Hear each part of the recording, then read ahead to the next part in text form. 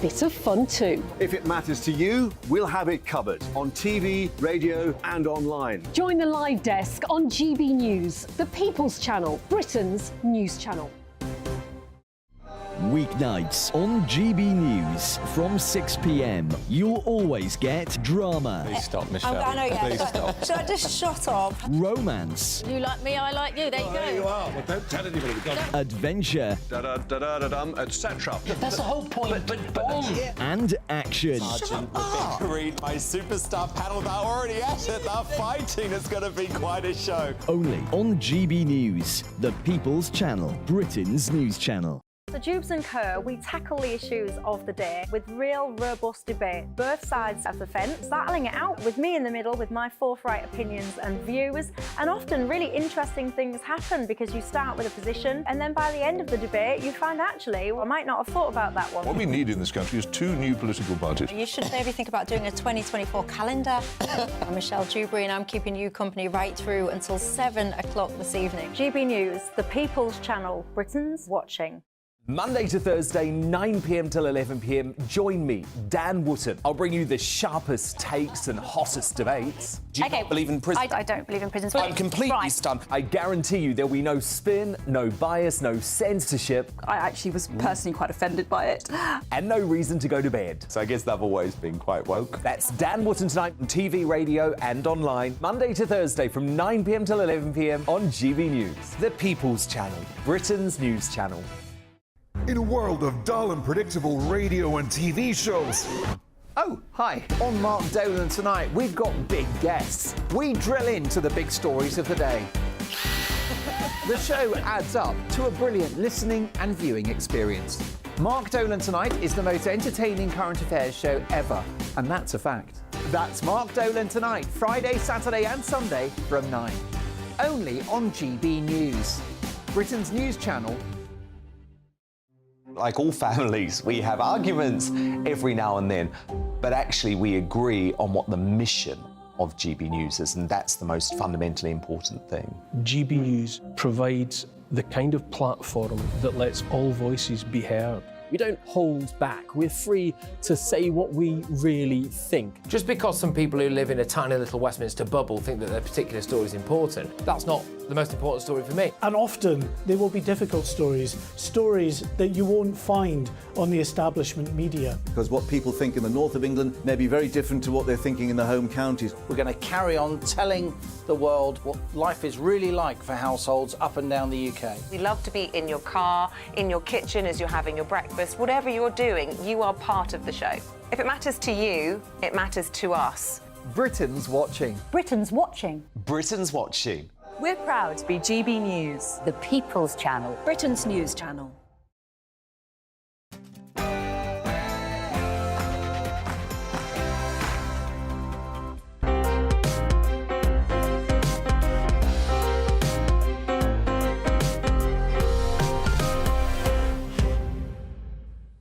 Good morning and welcome to Sunday with Michael Portillo. On this day of rest, let us stroll together through fields of art, culture, politics and ethical debate. On our first stride, we will look ahead. The relentless electoral clock ticks ever more loudly for Rishi Sunak. With just over a year at most before he must face the voters, our political panellists will make predictions for the parliamentary year in Westminster. As Northern Ireland remembers the Omagh bombing of 25 years ago today, the province's police service is reeling from a data breach of grave significance. The name, rank and operational base of every police officer in the province were accidentally released to the public in response to a Freedom of Information request. It's the kind of intelligence that Republican terrorists might literally kill for, and they claim to have the material. I'll speak to former Ulster Unionist leader and policing board member Mike Nesbitt. While the West's history is riven with battles over religion, nationality and class, a current political contest is over identity. Professor Eric Kaufmann, one of the great chroniclers of that new struggle, has written on everything from populism to political correctness, and he will help me to understand the world in which we live now. Later in this first hour, Stefan Kyriazis will extol the delights of open-air theatre, even during Britain's disappointing summer. After 12 o'clock, we'll be debating whether dwindling British towns and cities should simply be left to decline. But before all of that, here are the latest news headlines with Polly Middlehurst.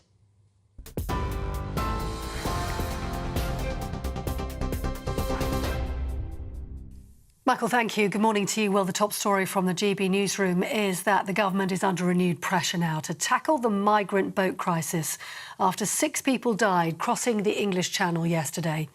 The Home Secretary, Suella Braverman, described the incident as a tragic loss of life and confirmed she chaired a meeting with Border Force Teams officials. Campaigners also say the incident was an appalling and preventable tragedy, while MPs from all parties are calling for action to stop criminal gangs profiting from the dangerous journeys. 59 people were rescued by French and British Coast Guards yesterday after an overloaded vessel carrying migrants got into difficulty off the coast of France. Kay Marsh, who's manager and support coordinator at the migrant charity Samfire, says that there are safe and legal ways for migrants to come to the UK. Not a lot of people do know what the options for safe legal routes are. But of course, we use humanitarian visas with the Ukrainian situation. People were brought here safely and legally, never having to navigate the asylum system or get into a small boat. So it can be done. We do have mechanisms available, but they're very, very narrow. And they don't catch everyone that is allowed to be here. So we know now that nothing is going to work, nothing is going to deter people. We need to start looking at how we get them here safely and process them quickly. Now, the Health Secretary, Steve Barclay, is open to requests, he said, for patients from Wales and Scotland to be treated in England amid record waiting lists. Mr Barclay has invited both Scottish and Welsh Health Secretaries to discuss how all parts of the UK can tackle waiting times. In Wales, more than 73,000 people have been waiting over a year and a half for treatment, and at least 21,000 people are waiting for about the same period for an appointment in Scotland. Secretary of State for Wales, David Davis, says everyone should have access to the healthcare they need. It is a national health service, and there's a clue in the name there, and everyone across the United Kingdom is paying the same amount of tax towards the NHS. And it is therefore manifestly wrong that some people in parts of the United Kingdom are waiting over 2 years for treatment. That would never happen where, frankly, the Conservatives run in the NHS. And so we're offering to give patients in Wales the same rights that they would get in England, which is to, if they're prepared to travel, they can go to any hospital which can offer them the treatment they need. Labour has pledged to recruit more than 6,500 new teachers in a plan to tackle regional recruitment gaps. Supply teacher spending has doubled in the last year, and Labour says that its recruitment plan to create more opportunities for young people would more than fill teacher vacancies and temporarily filled roles, which would give stability for children worst affected by teacher vacancies. Well, the Shadow Education Secretary, Bridget Phillipson, says that also ending tax breaks on private schools would put money into teacher recruitment. Have to re-establish teaching as a really valued and respected profession in our country. And Labour's plans would deliver more teachers into our classrooms. We would end the tax breaks that private schools enjoy and put that money into recruiting more teachers. But alongside that, all of the different incentive payments and bursaries that are currently available, we want to simplify that to make it more effective in keeping teachers in the classroom. The government says it's going to bring forward changes to regulations around single-sex toilets in public spaces. All new non-domestic public and private buildings will now be required to provide separate single-sex toilets for women and men, or a self-contained private toilet as a minimum. Women and Equalities Minister Kemi Badenoch says gender-neutral toilets has removed the right for privacy in public facilities, and the new regulations will protect the dignity and safety of everybody. His Majesty the King says he is horrified over the devastation caused by wildfires engulfing Hawaii Island, the Maui part of it particularly, and has offered his condolences to victims affected. Local government have confirmed there at least 93 people have died, making it the deadliest US wildfire in more than a century. Maui's Governor Josh Green warned at a news conference on Saturday afternoon that the number of dead would continue to rise as more bodies were recovered. Search teams with sniffer dogs sifted through the ruins of Lahaina 4 days after a fast-moving blaze levelled the historic resort town, obliterating buildings and melting cars. Now, stargazers were out in force last night as the annual summer Perseid meteor shower reached its peak. Fragments the size of grains of sand travelling at around 130,000 miles an hour lit up the sky. Up to 100 shooting stars an hour could be seen. The shower is considered to be one of the best this year because it produces bright meteors and is one of the most active. The meteor shower will continue, particularly tonight and until the 24th of August. You're watching GB News across the UK on your TV, in your car, on digital radio and on your smart speaker by saying play GB News. This is Britain's news channel.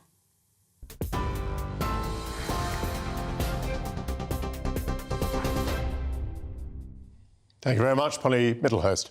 As Rishi Sunak returns from his summer holiday in California, his mind must be on the upcoming parliamentary year. A cabinet reshuffle will offer the Prime Minister a last throw of the dice before next year's general election. Labour's polling lead is barely dented since he took over the leadership last October. Now, making political predictions is a fool's errand. Who could have predicted what would ensue in Westminster this time last year? But in the tradition of political punditry as entertainment, two handsomely remunerated soothsayers will tell us three things that they expect in SW1 over the next few months. I'm joined by the Deputy Editor of a Conservative Home, Henry Hill, and GB News' senior political commentator, Nigel Nelson. Welcome both. Nigel, are you willing to play, willing to give us some willing to play, yes. Okay. I mean, fool's errand, as you say, but this fool will have a go. Good. My three for the year are that Rishi Sunak will not stop the boats. Absolutely no chance, but I think that that's pretty much a given at the moment. My second one, which is probably the more controversial, is I think the triple lock on pensions will be abolished. Maybe not immediately because we've got an election coming up, but I think that it is doomed to go. And my third prediction would be that Nadine Dorries will still be MP of Mid-Bedfordshire. Up to the election? Up to the election, yes. And that she might hold the seat? Well, I'm not quite sure she won't quit just before the election, I see. But we will see.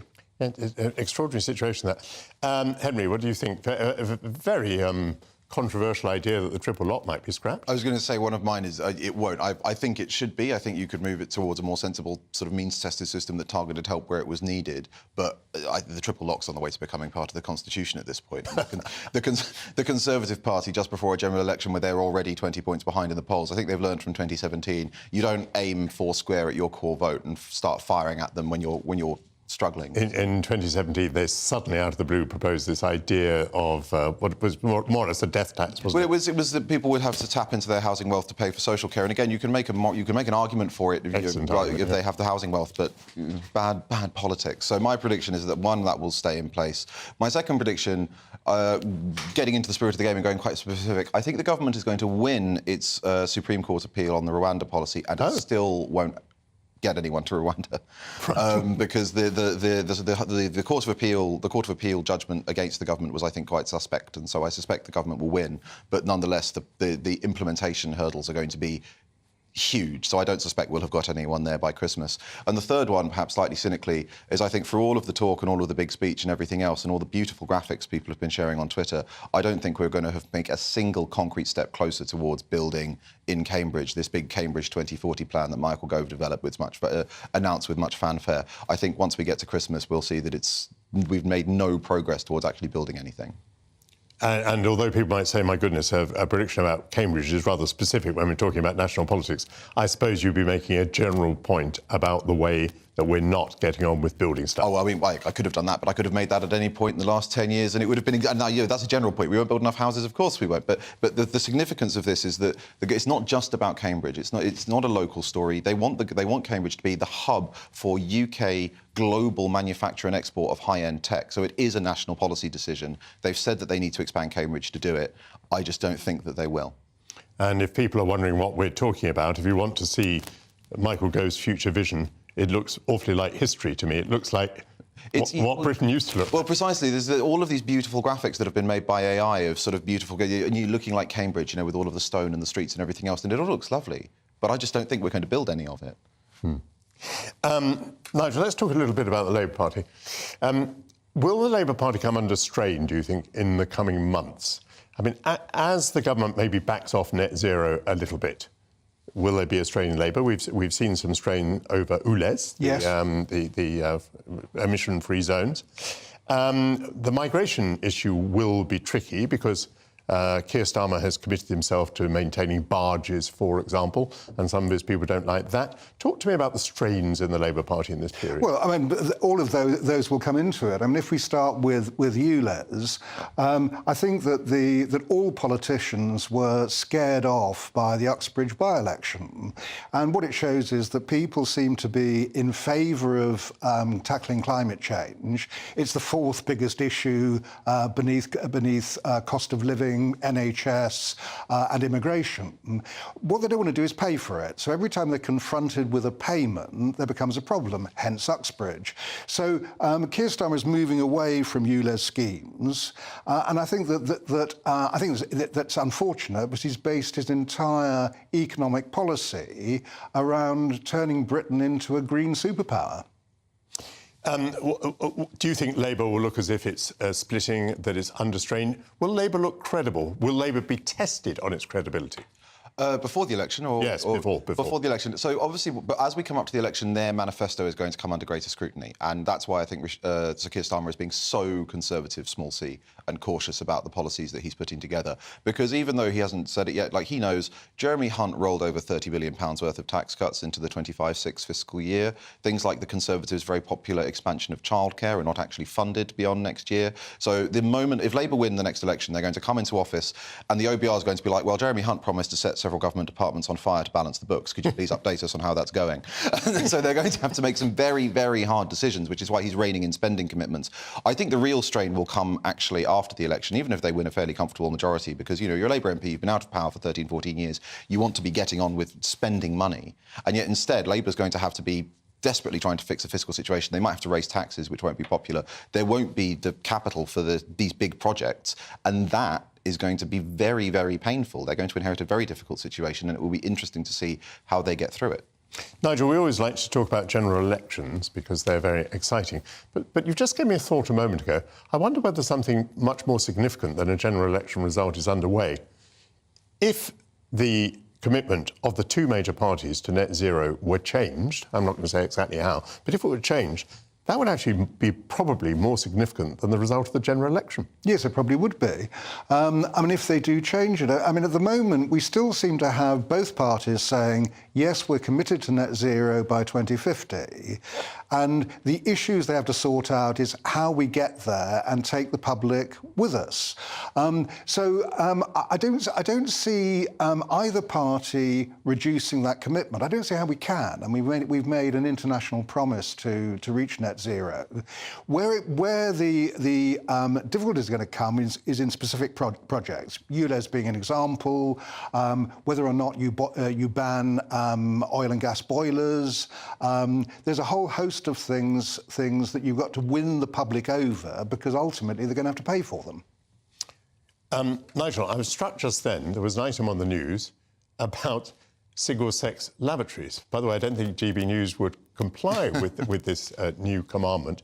But of course, you know, why are we talking about single-sex lavatories? Because it's a Conservative attempt to open up a front on wokery. Mm-hmm. Firstly, how broad do you think that front might be? And secondly, how successful? So, I mean, broad, there is a huge focus on trans issues. You now have the banking story after Nigel Farage as well. The government's been quite aggressive about saying it's going to bring in new banking regulation. This agenda tends to be quite responsive, so it depends on where controversy arises in the public arena and the government responds. As for effectiveness, things like the bank thing could work because there's tens of thousands of really concrete cases potentially of people having this problem. But I think the issue with a lot of this cultural stuff is that fundamentally the voters mostly vote on, are they going to feel better off? You know, it's a cost of living crisis. Life is hard for very many people.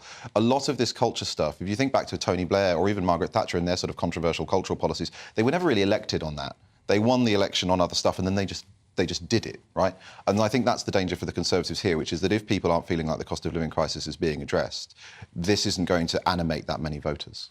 Nigel, do you think there's any mileage in wokery for the Conservatives? Not according or any danger to Labour, for that matter? Well, not according to MPs I speak to. I mean, on both sides, what they're saying is it just doesn't come up on the doorstep. The cost of living is still the major issue. People want to feel better off. And wokery doesn't play. I mean, I do think that, for instance, the latest announcement that you will have single-sex spaces for lavatories. I mean, they even have a lavatory czar, apparently. And Twitter have been talking about it should be called the Kazi Kaiser. But the idea of that, I'm in favour of things like that. I think is a perfectly reasonable thing to do. In the House of Commons, we've got gender-neutral lavatories, but they are proper cubicles with their own wash basin, their own mirror. One of the ways of solving the problem of the whole trans debate is having the right spaces. It's not about saying a trans woman is not a woman. What you have to do is actually solve spaces so there is somewhere where women have safe spaces to go to. Well, we became slightly specific at the end of that general discussion, but I'm most grateful to Henry Hill and Nigel Nelson for sticking your necks out, which is a very dangerous thing to do. One of the great things, by the way, about being a political pundit is you're never judged on results. I've got things wrong consistently over the last 25 years. It has not affected my employment whatsoever.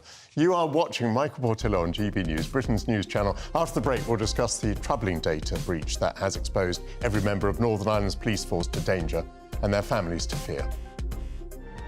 The temperature's rising.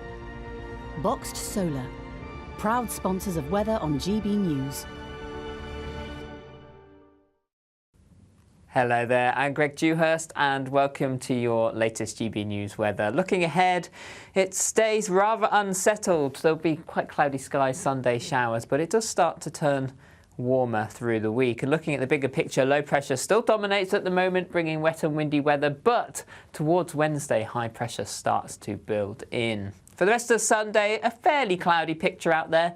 Winds lighter than yesterday, less showers around too. Some of the showers could be heavy across parts of Scotland, Northern Ireland, but plenty of dry weather, though skies quite grey. There will be a few glimmers of sunshine and that will lift temperatures to around 22 or 23 Celsius towards the southeast, generally the high teens to low 20s for most. Into the evening time, this area of low pressure starts to move in, wet weather spreading in to the West Country, parts of Wales later on in the evening, and then that slowly pushes north and eastward. Some really heavy rain developing across northern parts of Wales into northern England as we head into the early hours, staying dry across Northern Ireland and Scotland, and a fairly warm night across the board. So a wet start to Monday morning across England and Wales, heavy rain at times, slowly pushing north and eastwards. A Met Office warning in force for much of the day. Dry and brighter for Scotland and Northern Ireland, with plenty of sunny spells but scattered heavy showers here, and temperatures under the cloud feeling quite cool, struggling to reach much above 17 or 18 degrees, 21 or 22 towards the southeast. The temperature's rising. Boxed Solar, proud sponsors of weather on GB News.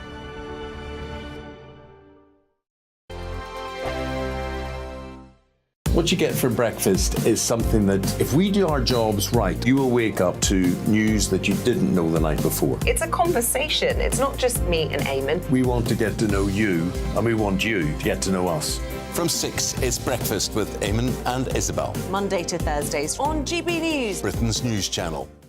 Westminster is going around in ever-decreasing circles, followed by the media. Britain is broken. How on earth did we get into this mess? But more importantly, how do we get out of it? Join me at 7 p.m, Mondays to Thursdays on Farage, here on GB News. We will have open, rational debate. We've got to work out how Britain moves forward from this. Join us here on GB News, the People's Channel. Britain is watching. When the news happens, it happens here. And really important breaking news. Breaking news this morning. On TV, radio and online, the news starts here on Britain's Newsroom. All the biggest stories and the answers that you need from across the UK and beyond. Join Britain's Newsroom from 9:30 on GB News. The People's Channel, Britain's news channel. Join me, Patrick Christie's, Monday to Friday, 3 till 6. We tackle the day's news agenda like you've never seen before. It's high tempo, high octane, the most controversial topics, and the best guests. You will not be able to take your eyes and ears off it. I'm not afraid to ask the questions that you really want answered. 3 till 6 p.m, Monday to Friday on GB News, the People's Channel, Britain's news channel. People in Britain, they love free speech, but they also love fair play. I don't care if I'm speaking somebody from a trade union, from the Labour Party, somebody from the SNP. And I think the viewers like to see that actually we can challenge one another, but in a positive way. We think we ask the questions that people want to ask, and often we ask the questions that we wanted to ask in Parliament but never got the chance to ask. So join us every Saturday, 10 a.m. till noon on GB News, Britain's news channel. Hi, I'm Dan Wootton. You can watch me live on GB News Monday to Thursday from 9 p.m. And did you know that you can also watch and listen live on our website, gbnews.com. You'll always be up to date on the latest breaking news, as well as enjoying the best stories, opinions and shows. You can even join the debate under our live player as you're watching. So head straight to gbnews.com on TV, radio and online. GB News, Britain's news channel. It's all about family, being in people's living rooms, all the interaction and getting to know who our viewers and listeners are. When I was young, my dad used to say, Nana, stop arguing. I wanted an outlet that would enable me to give my opinion.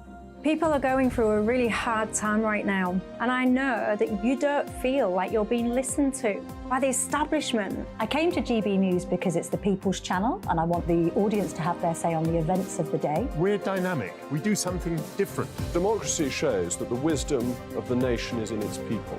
I get to travel to find out what the story is from a personal perspective. The British people aren't fools. We know when we're not being told the full story. We've got to work out how Britain moves forward from this. It's the best country in the world. The establishment had their chance. Now we're here to represent your views. Britain's watching. Britain's watching. Britain's watching. We're proud to be GB News, the People's Channel, Britain's news channel.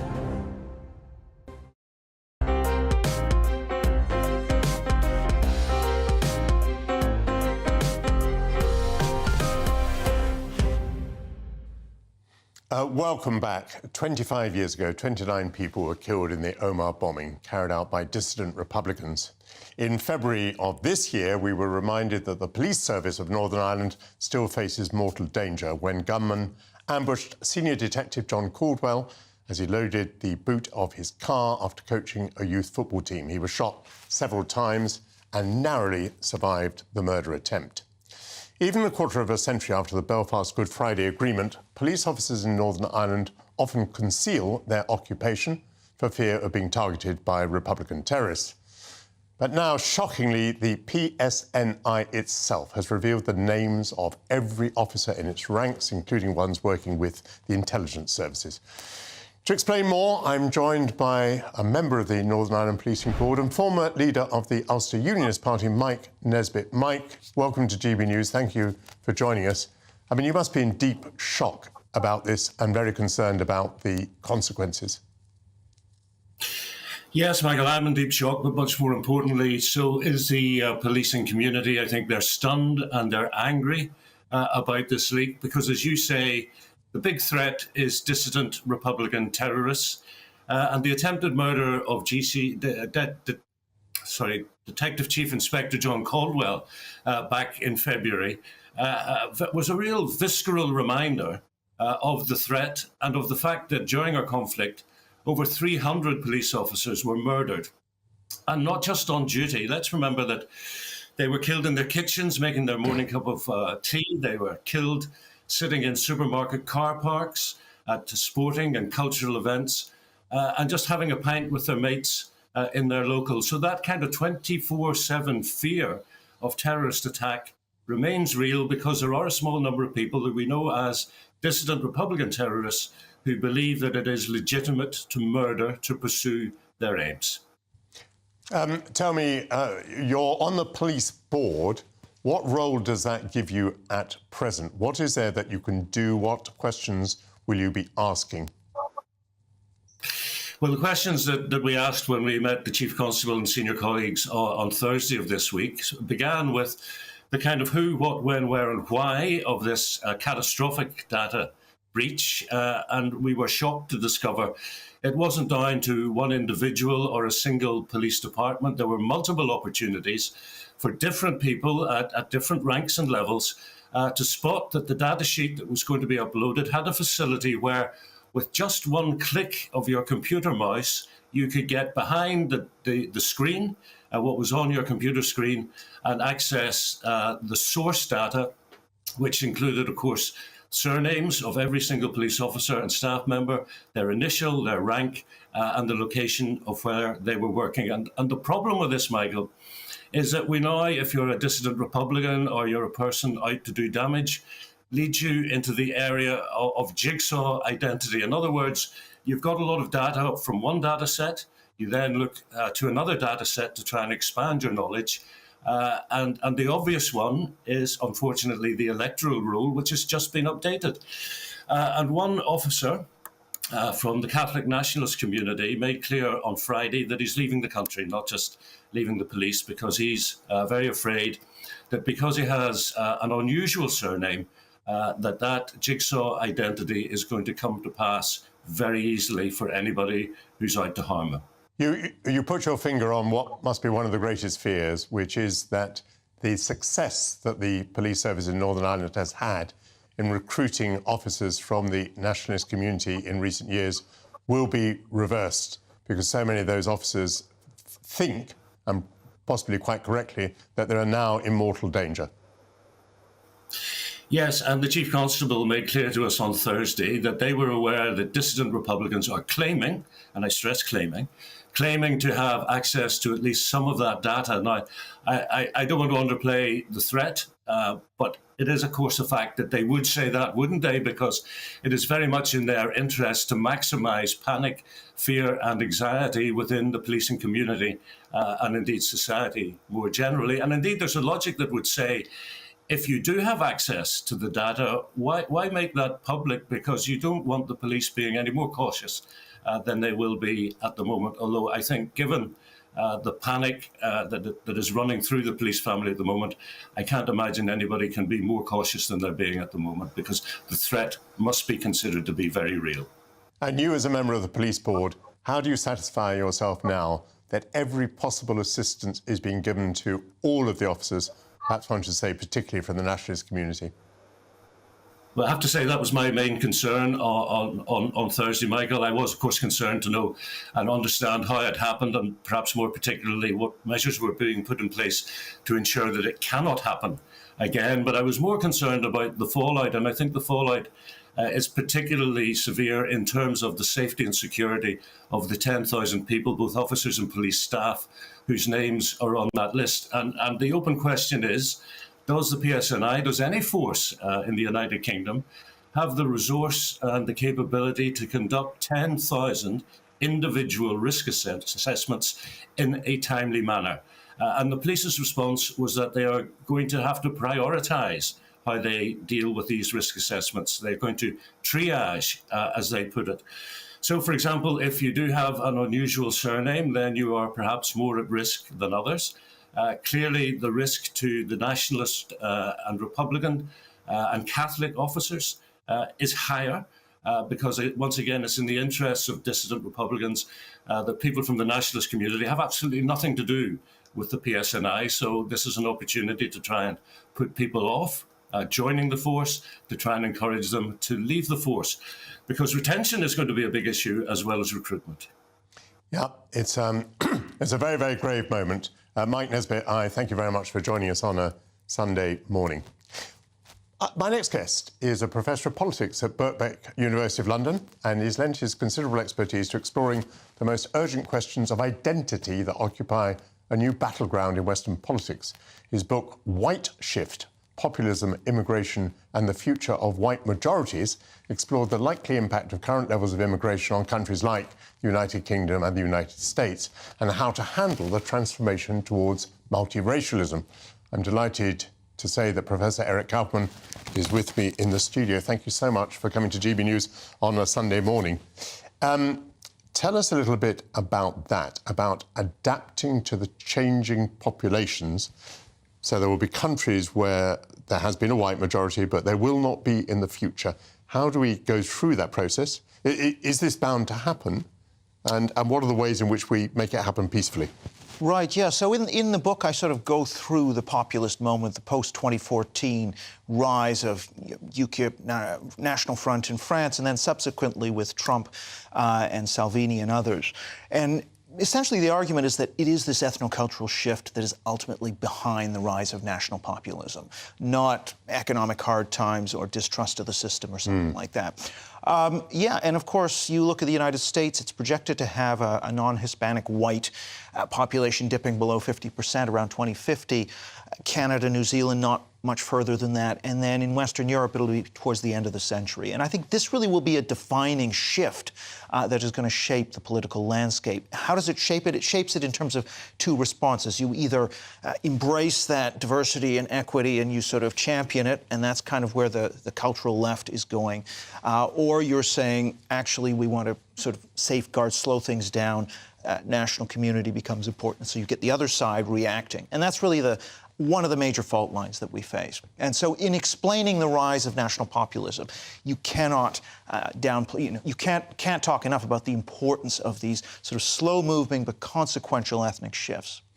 Yes. The ethnic shift itself, do you think that can be adapted or changed or influenced? Or do you think that's pretty much a given? And really what we're talking about here are the reactions of the left and the right to it.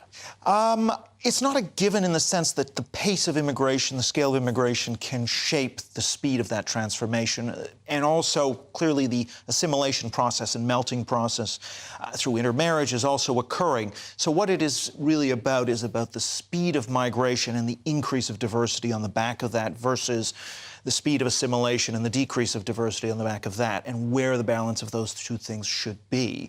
And I think the problem, in a way, that we face is that on the left side of the ledger, there's a tendency to say that if you're not in favor of rapid, high-speed change, you're a bigot. So you're either an open person or a closed person. And that's shut down the debate over the proper speed of ethnocultural change and of assimilation in a society. It's very difficult to raise those issues. So the only people who can raise them are populists like Donald Trump or Matteo Salvini. And that is why, one of the reasons we've seen the rise of populism, because they are talking about things that the mainstream is too scared to talk about. You talked about the rise of populism in 2014. You gave some examples. Is that because you think the rise of populism is over, or has it stabilised? What's your view on that? No, I think it's a feature of the system that we have now because of this ethnocultural shift and the taboos around talking about it. Amongst elite centrist parties, there is an opportunity for national populists who are willing to have that conversation and press that issue. The main issues have sort of largely revolved and realigned from the economic left-right, free market versus redistribution issues to the more cultural sort of globalist, nationalist, open-closed, whatever you want to call it. Those issues, I think, are going to be defining Western politics. And that's why so-called populism, the reason we have populism is because the elite center mainstream is not willing necessarily to touch these hot-button issues. So you have to move to these populist parties. And so I do think it's going to be a feature, then, of politics going forward. Back in the 1980s, I was campaigning in Birmingham, where there had already been very considerable population shifts. And I was very struck by a thing that a voter said to me, a white voter. And she said, I see this transformation around me of the population, and I don't necessarily have an objection to that, but I want to know at what moment was I asked by politicians whether that was what I wanted? At what point was this ever put to the population? And that question stuck in my mind, and it helped me to explain the 2016 referendum result, not in the direct way that people were kind of voting against immigration, but rather that uniquely they were being given the chance to decide something about their society. And because, most unusually, almost uniquely, they've been given this opportunity, they seized it. Yeah, but no, I think that's right. And this is part of, again, the problem is because You know, if we look at the psychological literature, you know, they've done experiments where they say, well, imagine the United States being majority non-white and then answer these questions. And actually, what you get is a lot of people become a lot more conservative on immigration. They become more populist, all of these things. And so I think this is sort of well established. The other thing that's well established, though, is attachment to your own group and to your own way of life is not the same as dislike, superiority towards another group. Again, a very well-established finding in the psychology literature. So if I'm really attached to my family, it doesn't make me dislike the family next door more. And yet these two things have been squashed together, so anyone who expresses disquiet about pace of ethnic change is seen as a bigot. Actually, that's wrong. They may just be attached to their own group, their own city or whatever. That's not the same thing as disliking a group, and yet those things are conflated, which makes it impossible to have the conversation. And so those pressures are built up and they're released at certain moments. And 2016 was one. I mean, if we look at the Brexit vote, immigration was the top issue for 40% of Brexit voters. That pretty much tells you what's behind that phenomenon. Do you want to say something about the progress of integration? I mean, I was very impressed in a way by the United States. I mean, obviously, you had a black American president. Sorry, you're Canadian. I'm Canadian, but it's all right, don't worry. The United States had a black president. It had 2 black secretaries of state. More recently, I've been quite impressed by the United Kingdom. You know, we have had a number of people of Asian origin in the cabinet, and now, indeed, Prime Minister. Are you impressed by the speed of integration, or do you think it's out of kilter with the change of the population mix? Well, it depends what level we're talking about. So I think in terms of employment, in terms of British identity, it's been a success, and I think the US is also a success. But, of course, that's at the level of political and economic integration. My own belief, in a way, is that without the intermarriage and identificational ethnic the deeper kind of ethnic assimilation, which, if you look in the US, American history at the Jews and Italians and Irish and all these people who arrived over 100 years ago, you know, it took 3 or 4 generations for ethnic neighborhoods to break up, marriage to cross Catholic, Protestant, Jewish lines. I think for that deeper ethnic assimilation, we're talking sort of 3-4 generations. And so that's why, even though you can have successful economic and political integration, without that deeper integration, you're going to get these pressures around to people seeing and not feeling familiar in a particular environment. So, yes, long-term, the assimilation is going to happen, but in the medium term, we're going to get pressures around it. Change of subject. You've written quite interestingly on the origins of wokery.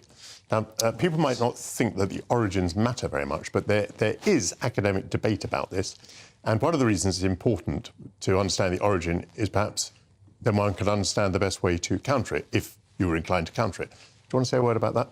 Well, yeah, sure. I mean, the first thing to say is just a quick definition for people. Wokeness, you know, making sacred of historically marginalized race, gender, and sexual identity groups. That's woke. Sacred, yeah, that's right. Making it sacred. And it's tied to an ideology which I call cultural socialism, which is that you have to have equal outcomes for historically marginalized race, gender, and sexual identity groups, and harm protection, including psychological protection from offense or emotional safety. So that's wokeness.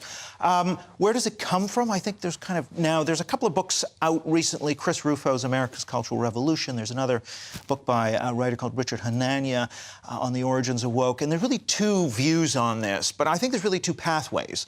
And the one is more about cancel culture, and the other is more about critical race, radical gender theory and ideology.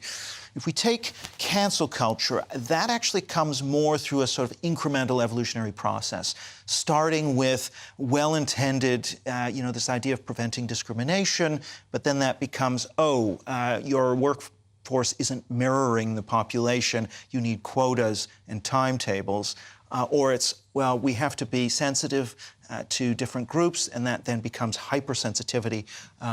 You are criticizing the supreme leader of Iran, that's Islamophobia, that's making the workplace a hostile environment. So this is a slow ratcheting effect. That explains kind of political correctness. It explains some of the things that occur within the woke corporation, so to speak, and cancel culture, people being fired for faux pas.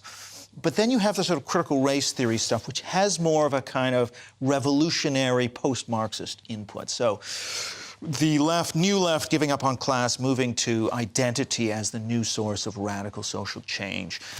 In the 1960s, Herbert Marcuse and the New Left, Black Panther movement, third world socialism, and all that kind of radicalism, which then feeds through into critical race theory and radical feminism, and then eventually winds up in terms of, you know, DEI and, well, the content of some of the radical DEI and also the teaching in the schools and defund the police movement. So you have these kind of two strands, if you like, one that's more about cancel culture, one that's more about critical race and gender ideology, but they kind of now are overlapping in many ways. Brilliant analysis, Eric. Very, very great pleasure to have you. And I think we ought to have you back because I think we've just sort of begun that discussion. Thanks, Michael. But brilliant. Thanks for coming into GB News. After the break, Stefan Kyriazis will seek the shelter of this studio to explain the joys of open-air theatre. The Live Desk with me, Mark Longhurst. And me, Pip Thompson. It's here Monday to Friday on GB News. From midday, we'll bring you the news as it breaks, whenever it's happening and wherever it's happening, from across the UK and around the world. Refreshing, feisty, but with a bit of fun too. If it matters to you, we'll have it covered on TV, radio and online. Join the Live Desk on GB News, the People's Channel, Britain's news channel. Weeknights on GB News from 6 p.m. You'll always get drama. Please stop, Michelle. I know, yeah. Please stop. Should I just shut up? Romance. You like me, I like you. There you go. There you are. Well, don't tell anybody. Adventure. Etc. That's the whole point. But boom. And action. Sergeant, read my superstar panel. They're already at it. They're fighting. It's going to be quite a show. Only on GB News, the People's Channel, Britain's news channel. So Jubes and Kerr, we tackle the issues of the day with real robust debate, both sides of the fence, battling it out with me in the middle with my forthright opinions and views, and often really interesting things happen because you start with a position and then by the end of the debate you find actually, well, I might not have thought about that one. What we need in this country is two new political parties. You should maybe think about doing a 2024 calendar. I'm Michelle Dewberry and I'm keeping you company right through until 7 o'clock this evening. GB News, the People's Channel, Britain's watching.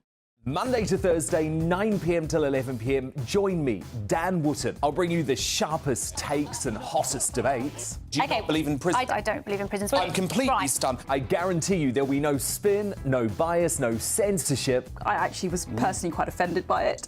And no reason to go to bed. So I guess they've always been quite woke. That's Dan Wootton tonight on TV, radio and online. Monday to Thursday from 9 p.m. till 11 p.m. on GB News. The People's Channel, Britain's news channel. In a world of dull and predictable radio and TV shows.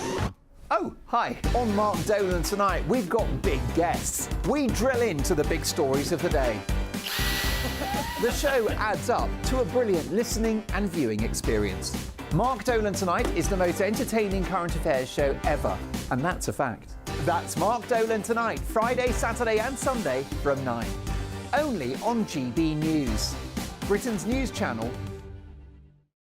Like all families, we have arguments every now and then, but actually we agree on what the mission of GB News is, and that's the most fundamentally important thing. GB News provides the kind of platform that lets all voices be heard. We don't hold back. We're free to say what we really think. Just because some people who live in a tiny little Westminster bubble think that their particular story is important, that's not the most important story for me. And often they will be difficult stories, stories that you won't find on the establishment media. Because what people think in the north of England may be very different to what they're thinking in the home counties. We're going to carry on telling the world what life is really like for households up and down the UK. We love to be in your car, in your kitchen as you're having your breakfast. Whatever you're doing, you are part of the show.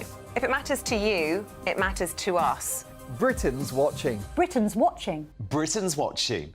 We're proud to be GB News, the People's Channel, Britain's news channel. People's Channel, Britain.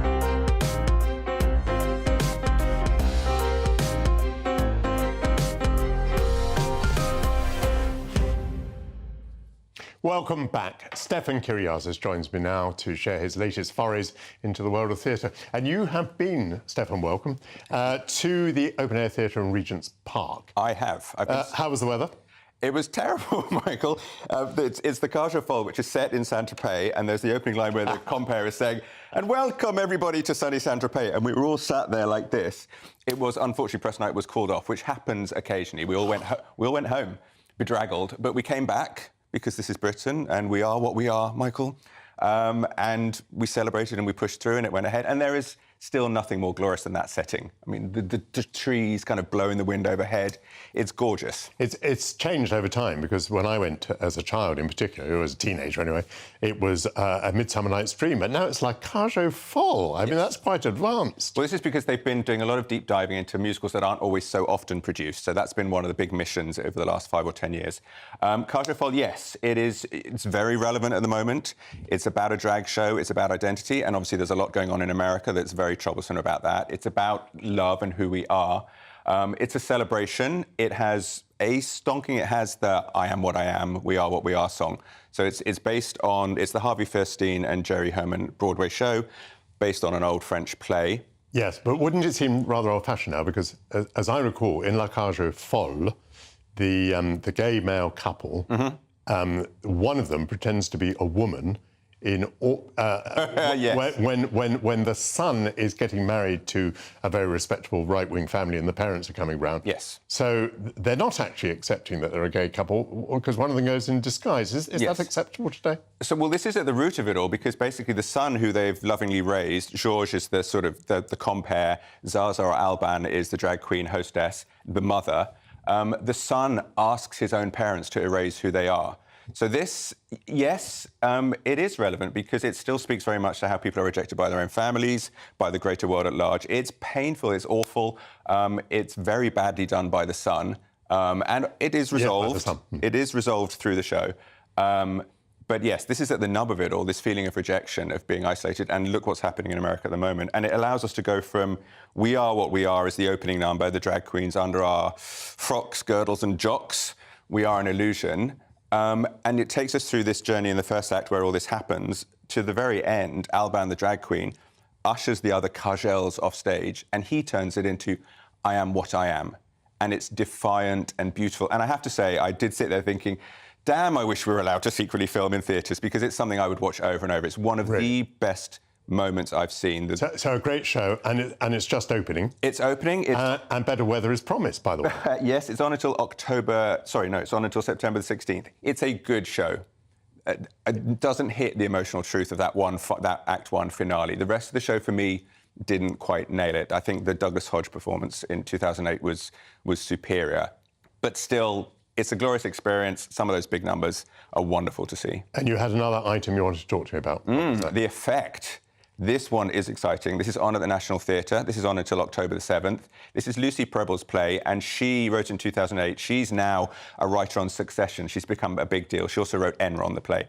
And this is really exciting, because apart from the play itself, it's an evolved piece. It's a changing creature that previously was written around Billie Piper. This time we have 3 black actors and the actress who has a black father. And she's also Canadian. So her Canadian identity is weaved into the story, as is the black experience. So the script has been tweaked and altered. And this is kind of exciting. And the show itself is in traverse, so a kind of catwalk bisects the audience. We're sat either side staring at each other. It's harsh, black lighting rigs. The characters don't have shadows. It's just panels of light popping up and down.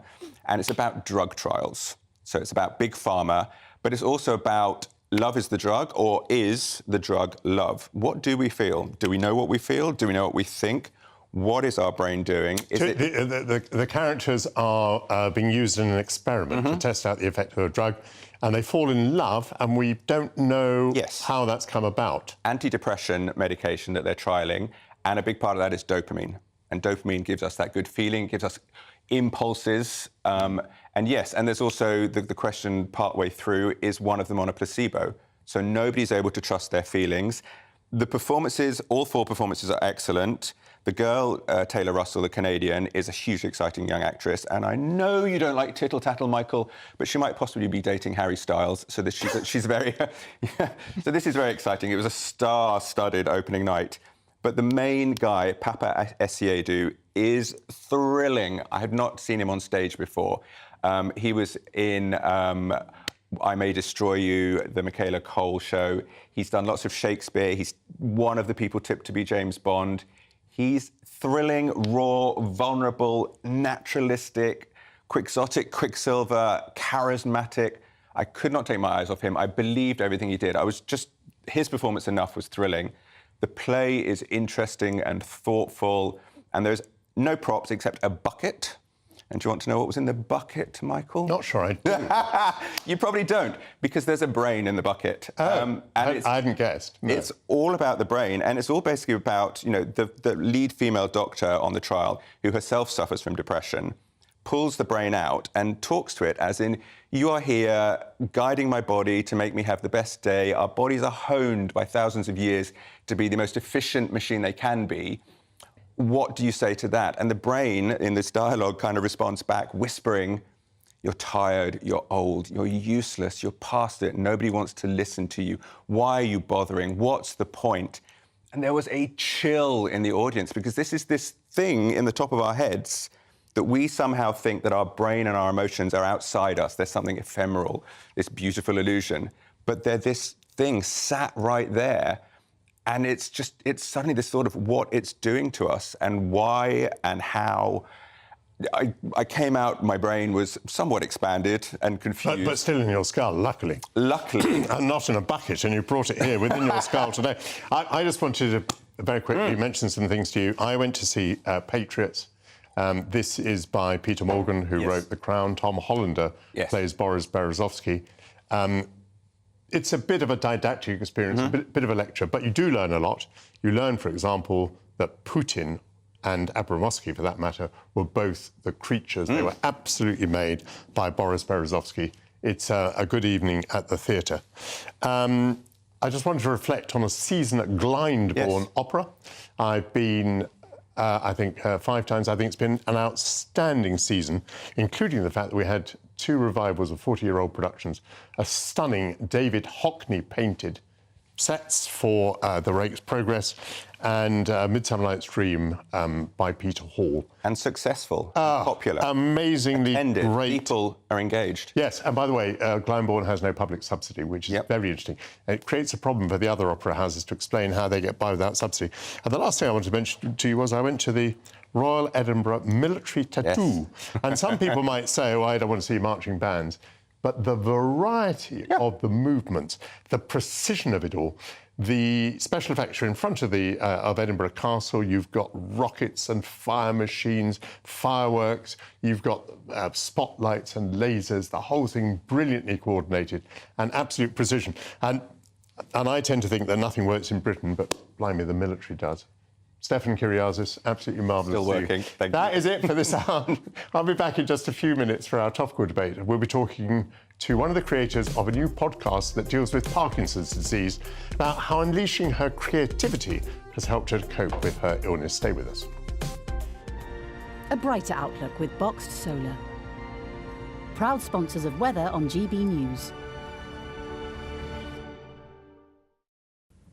Hello there, I'm Greg Dewhurst and welcome to your latest GB News weather. Looking ahead, it stays rather unsettled. There'll be quite cloudy skies, Sunday showers, but it does start to turn warmer through the week. And looking at the bigger picture, low pressure still dominates at the moment, bringing wet and windy weather, but towards Wednesday, high pressure starts to build in. For the rest of Sunday, a fairly cloudy picture out there.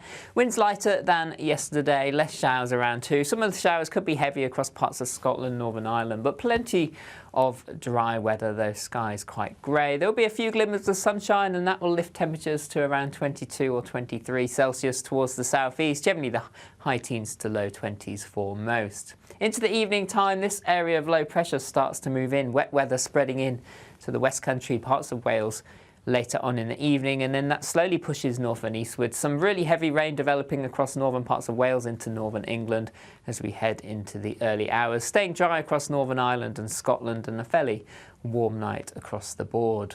So a wet start to Monday morning across England and Wales, heavy rain at times slowly pushing north and eastwards. A Met Office warning in force for much of the day. Dry and brighter for Scotland and Northern Ireland, with plenty of sunny spells but scattered heavy showers here. And temperatures under the cloud feeling quite cool, struggling to reach much above 17 or 18 degrees, 21 or 22 towards the southeast. A brighter outlook with Boxed Solar. Proud sponsors of weather on GB News. I'm Jacob Rees-Mogg, the Member of Parliament for North East Somerset and a former government minister. For years I have walked the corridors of power in both Westminster and the City of London. We need to have the arguments, the discussions on how we make it better. Crop failures, famine, war, suffering on a scale completely unimaginable. We are putting the cart before the horse. As Charles I said at the What you get for breakfast is something that, if we do our jobs right, you will wake up to news that you didn't know the night before. It's a conversation. It's not just me and Eamon. We want to get to know you, and we want you to get to know us. From 6, it's Breakfast with Eamon and Isabel. Monday to Thursdays on GB News, Britain's news channel. Westminster is going around in ever-decreasing circles, followed by the media. Britain is broken. How on earth did we get into this mess? But more importantly, how do we get out of it?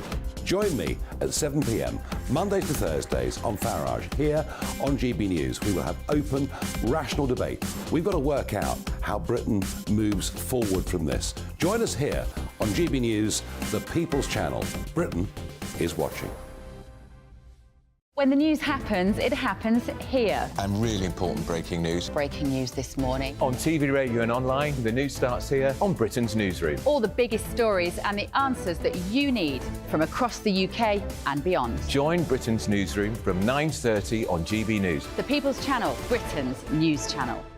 Join me, Patrick Christie's, Monday to Friday, 3 till 6. We tackle the day's news agenda like you've never seen before. It's high tempo, high octane, the most controversial topics and the best guests. You will not be able to take your eyes and ears off it. I'm not afraid to ask the questions that you really want answered. 3 till 6 p.m, Monday to Friday on GB News, the People's Channel, Britain's news channel. People in Britain, they love free speech, but they also love fair play. I don't care if I'm speaking somebody from a trade union, from the Labour Party, somebody from the SNP. And I think the viewers like to see that actually we can challenge one another, but in a positive way.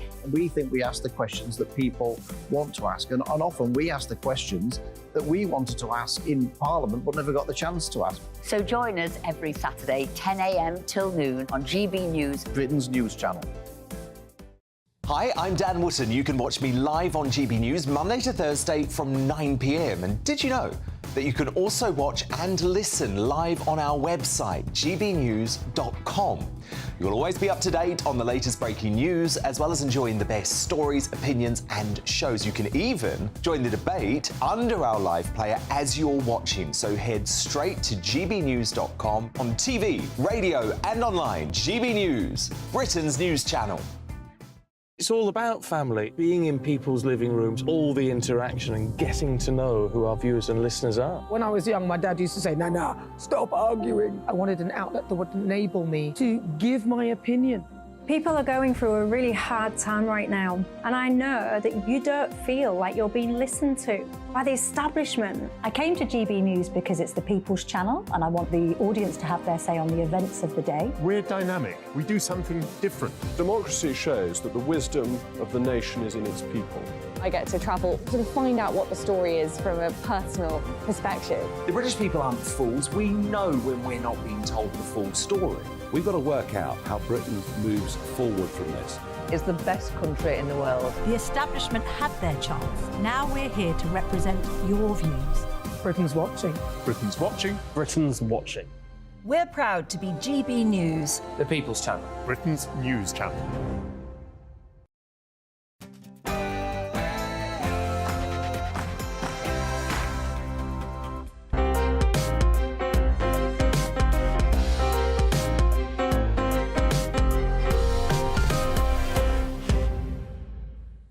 Welcome back to the second hour of Sunday with Michael Portillo.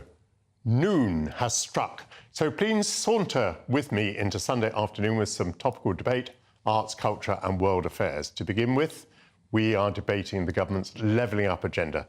Not whether it will work, but whether it's the right idea.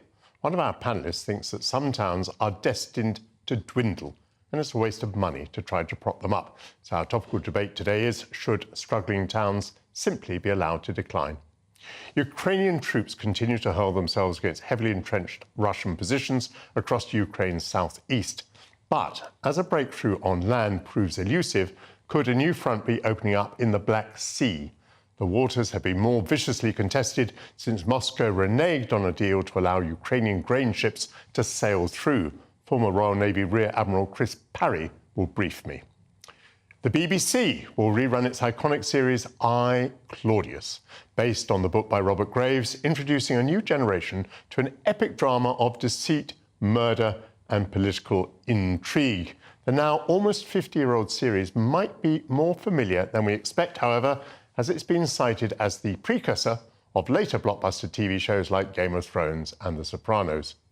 And Gillian Lacey Solimar is a successful journalist and businesswoman who was diagnosed with early-onset Parkinson's when she was 48. 12 years on, she's preparing to unveil her new musical, Irrepressible, at the Edinburgh Fringe Festival tomorrow. She'll join me to explain how creativity has helped her. All of that to come, but first the latest news headlines with Polly Middlehurst.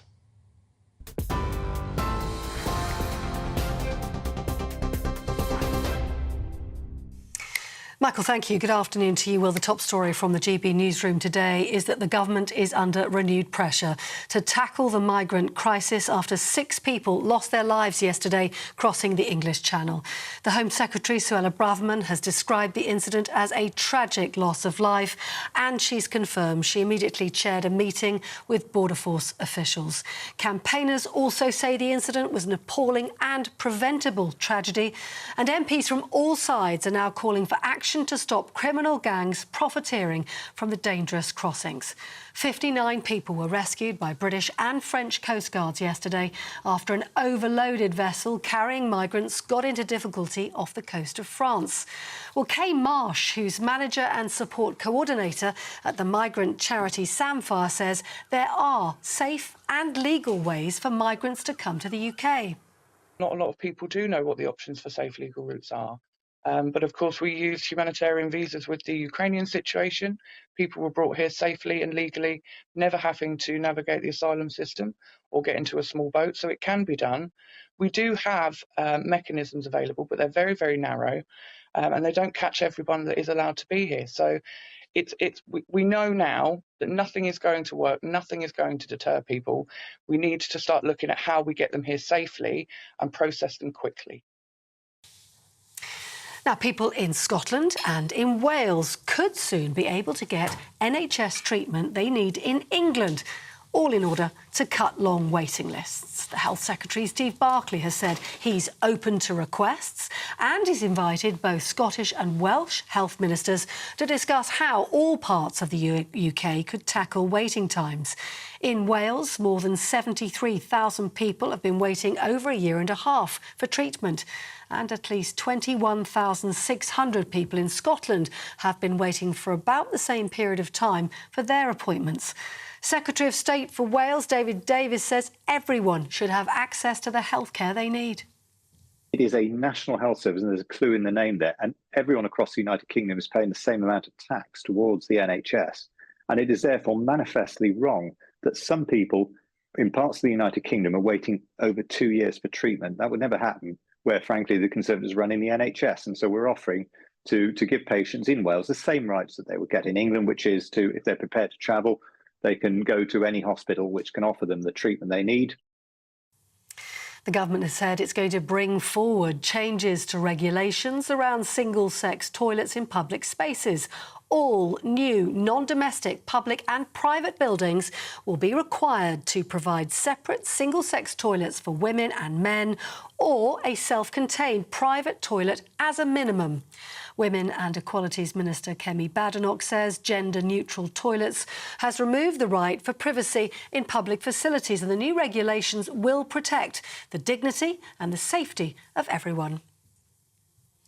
His Majesty the King says he is horrified over the devastation caused by wildfires engulfing the Hawaiian island of Maui, and he's offered his condolences to the victims affected.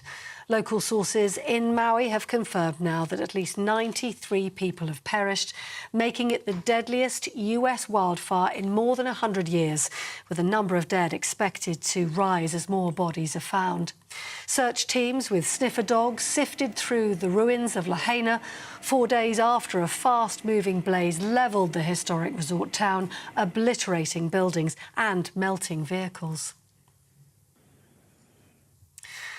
Robert Kennedy Jr., whose father and uncle were both assassinated because of their political views, has bid to run as the Democratic candidate for US President in 2024 in the United States. His uncle, President John F. Kennedy, was assassinated in 1963, as was his father while running for the Democratic presidential nomination in 1968. Robert Kennedy Jr. is the 5th member of his family to run for President of the United States and is aware of the risks of running for office. I think everybody in my family is aware of the risk. But, I think, life is filled with risks. And I think once Cheryl was convinced that there was a path to victory, and that I think she felt like, because I have a passion to do this, to solve some of these problems for our country, and I'm in a unique position to be able to do that, that she gave me the green light. Robert Kennedy Jr. there. You're with GB News across the UK on your TV, in your car, on your digital radio, and now on your smart speaker by saying play GB News. This is Britain's news channel.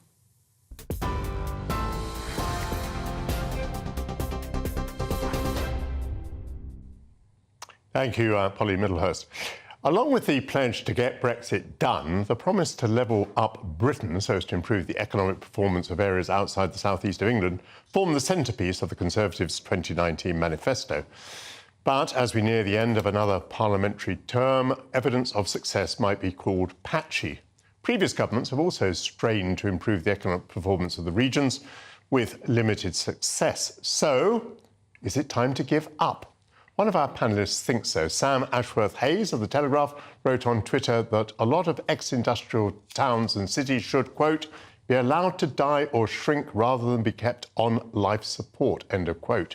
And against that proposition, we have Peter Edwards from Labour List. And joining us from Leeds, we have data scientist and co-founder of the Data City, Tom Forth. Well, first of all, Sam, why do you think these towns and cities should be allowed to go to the wall? So I think it's basically just a consequence of the natural trends within the British economy. The Levelling Up white paper sets some of these out itself. A good number of these towns and cities shot up in the Industrial Revolution. They did so as a result of industrial or geographical advantages that no longer exist. At the same time, the modern economy is very strongly given to agglomeration. It's good for firms and workers to be near each other. This is partly why London is so productive. And if you let these trends play out, you'd have a movement of people from these outlying regions to London. And this is something we're trying to resist. And it feels a bit like pushing water up a hill, because we've had repeated attempts at levelling up in various guises.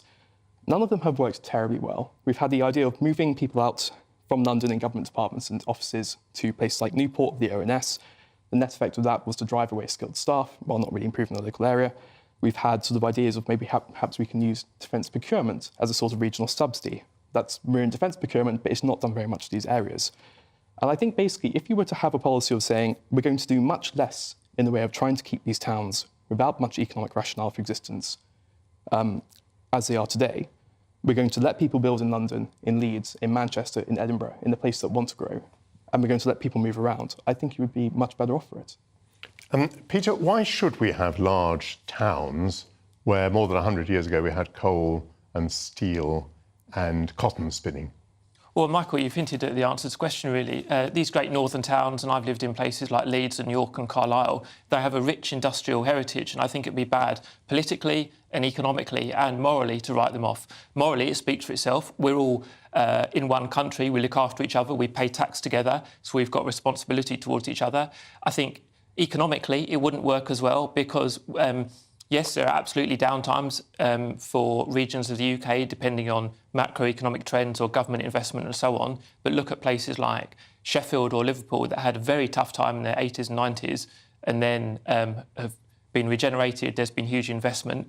And it'd be bad politically as well, because I think the Conservative government of today, they've learnt the political lessons of the 80s, which are you have to govern in the interests of the whole United Kingdom. People from the Labour perspective, like me, would say they're not doing that and they're only paying lip service. But people like Rishi Sunak, Yorkshire MP and Michael Gove do understand that there's a political imperative as well as a moral one to govern for the whole United Kingdom.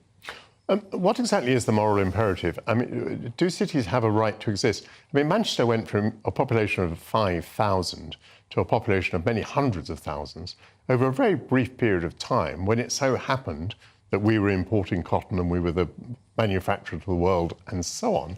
But those times have passed. Why is it that cities are allowed to grow but not to shrink, morally?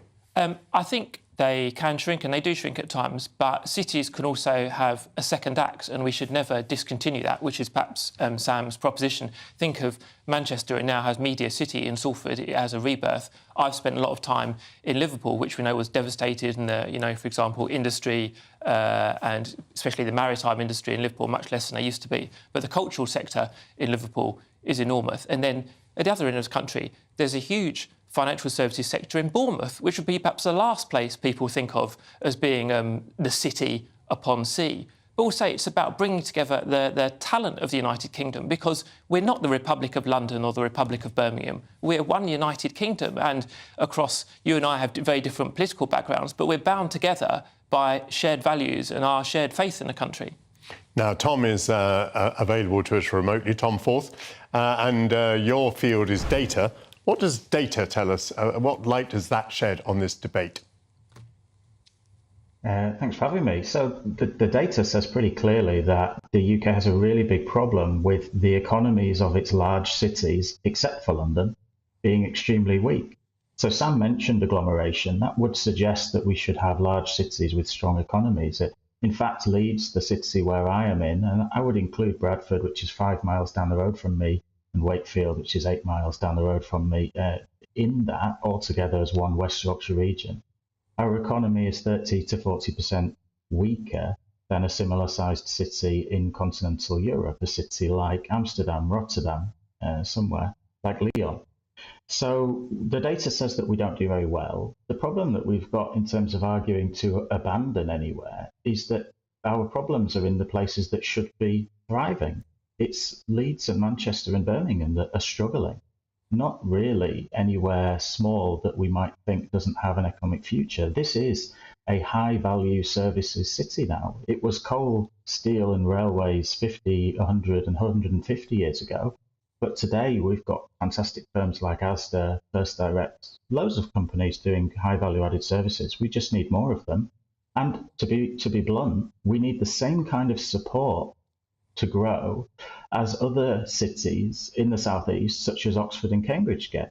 If Bradford received the same kind of investment as Oxford enjoys, I have no doubt that it would be as successful as Oxford.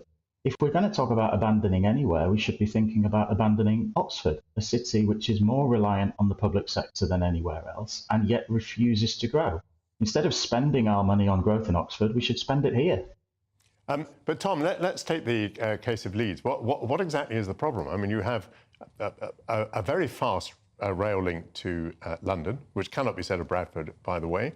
You've just got Channel 4. You have a marvellous airport with capability of flying all over Europe. So what is it that Leeds is lacking to enable it to take off?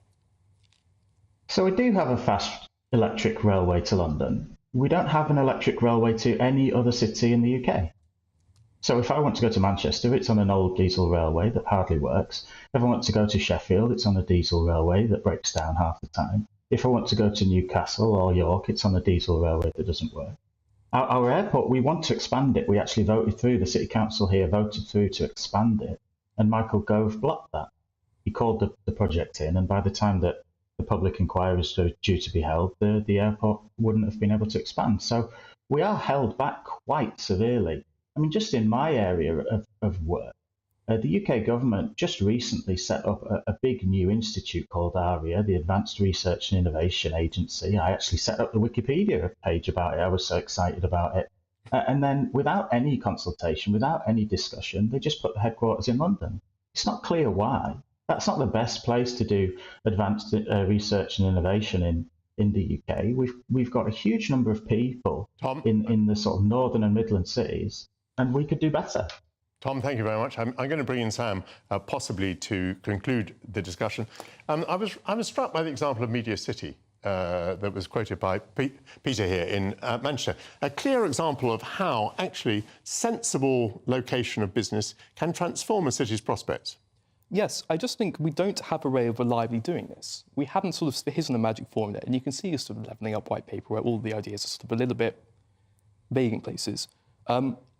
I think the thing that I keep coming back to is we have the oldest housing stock in Europe, and partly that tells you that we got richer than other places earlier, but it also tells you that we're still living in the places we were a century or more ago. And there's no particular reason that should be the case. There's no reason we should have this distribution of across the country frozen in aspic. I think if we were to let people live where they want to live, to build in the place they want to build, we would see a significant redistribution towards the southeast in most cases, and I think that's something to be welcomed. The American economist Enrico Moretti has estimated that if you loosened housing constraints in New York, San Jose and San Francisco, you would boost that country's GDP by around 9%. And the evidence we have suggests that there are similar distortions in the UK. If we were to allow people to be where they are most productive, to work where they want to work, everyone would be significantly better off.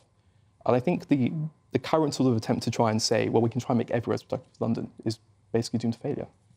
I must say I have thoroughly enjoyed that debate. I'll say to Tom Forth, I am also, as a railway broadcaster, deeply shocked by the railways in North England. But thank you very much as well, Peter Edwards, for coming in, and Sam Ashworth-Hayes.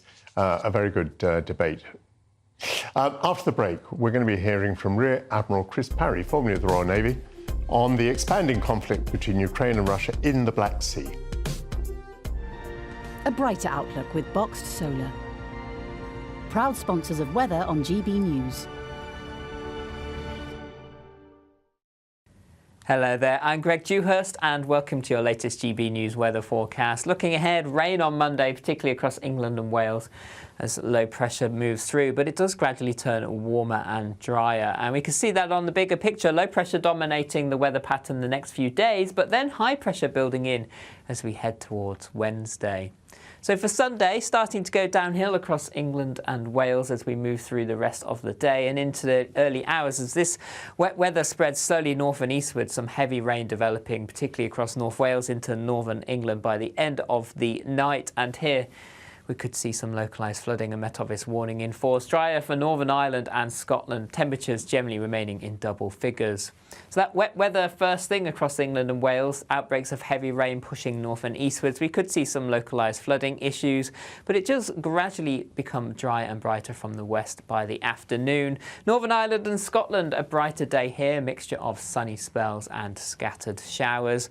In the best of any sunshine, temperatures reaching around 21 or 22 Celsius, but if you're stuck under the cloud and the rain, it will feel on the chilly side. That rain does push away by Tuesday. It does start to then brighten up. We've got plenty of sunny spells for the day ahead. A scattering of showers largely across the north and the west of the UK. And into Wednesday and Thursday, that high pressure continues to build in. Plenty of dry weather, sunny spells and temperatures rising. A brighter outlook with Boxed Solar. Proud sponsors of weather on GB News.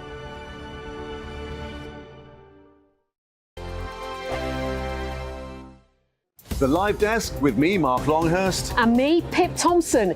It's here Monday to Friday on GB News. From midday, we'll bring you the news as it breaks, whenever it's happening and wherever it's happening, from across the UK and around the world. Refreshing, feisty, but with a bit of fun too. If it matters to you, we'll have it covered on TV, radio and online. Join the Live Desk on GB News, the People's Channel, Britain's news channel. Weeknights on GB News from 6 p.m. You'll always get drama. Please stop, Michelle. I know, yeah. Please stop. Should I just shut up? Romance. You like me, I like you. There you go. There you are. Well, don't tell anybody. Adventure. Etc. That's the whole point. But And action. Sergeant, the big green, my superstar panel, they're already at it. They're fighting. It's going to be quite a show. Only on GB News, the People's Channel, Britain's news channel.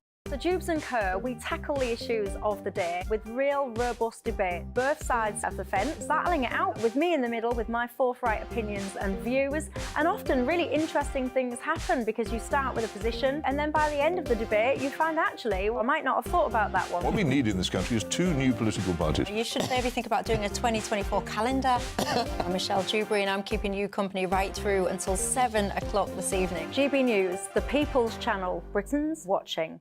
Monday to Thursday, 9 p.m. till 11 p.m. Join me, Dan Wootton. I'll bring you the sharpest takes and hottest debates. Do you not believe in prison? I don't believe in prisons. I'm completely stunned. I guarantee you there'll be no spin, no bias, no censorship. I actually was personally quite offended by it. And no reason to go to bed. So I guess they've always been quite woke. That's Dan Wootton tonight on TV, radio and online. Monday to Thursday from 9 p.m. till 11 p.m. on GB News. The People's Channel, Britain's news channel. In a world of dull and predictable radio and TV shows. Oh, hi. On Mark Dolan tonight, we've got big guests. We drill into the big stories of the day. The show adds up to a brilliant listening and viewing experience. Mark Dolan Tonight is the most entertaining current affairs show ever, and that's a fact. That's Mark Dolan Tonight, Friday, Saturday and Sunday from 9. Only on GB News, Britain's news channel. Like all families, we have arguments every now and then, but actually we agree on what the mission of GB News is, and that's the most fundamentally important thing. GB News provides the kind of platform that lets all voices be heard. We don't hold back. We're free to say what we really think. Just because some people who live in a tiny little Westminster bubble think that their particular story is important, that's not the most important story for me. And often they will be difficult stories that you won't find on the establishment media. Because what people think in the north of England may be very different to what they're thinking in the home counties. We're going to carry on telling the world what life is really like for households up and down the UK. We love to be in your car, in your kitchen as you're having your breakfast. Whatever you're doing, you are part of the show. If it matters to you, it matters to us. Britain's watching. Britain's watching. Britain's watching. We're proud to be GB News, The People's Channel, Britain's news channel.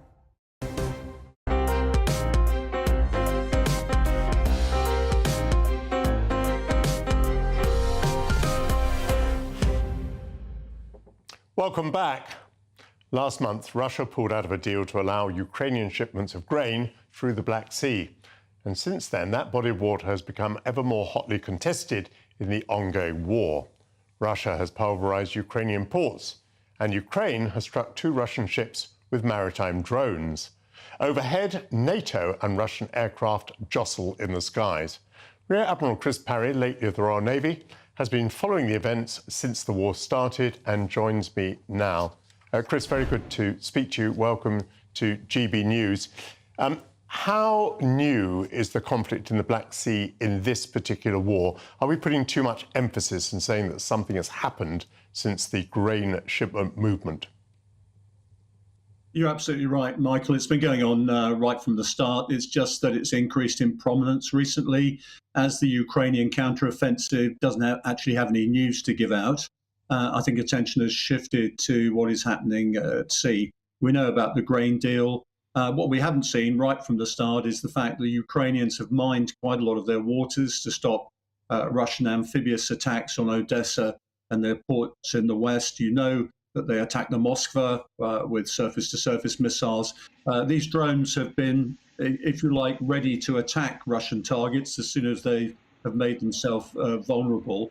And as you hinted, most of the action has been in the air, where Russian aircraft have been intercepting NATO surveillance aircraft and also NATO drones, some of which they've tried to bring down with decoys and trailing fuel over them. So the action's been there all the time. I always say with maritime warfare, it's always out of sight, out of mind, and people never really considered it, and it's coming to the fore now. I think one of the things worth stressing about the Black Sea, it's an inland sea. It's only 350 miles from north to south and 750 miles from east to west. So in some ways, quite a lot of the land capability is being used against naval vessels. You wouldn't see that in a normal naval war, to tell you the truth.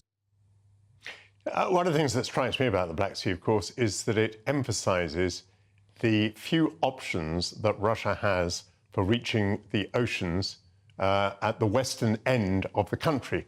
So, you know, they have to either go through the Black Sea, or they have to go through the Baltic, or they have to go through ports which are, you know, liable to being frozen. This is all part of the national Russian story, isn't it?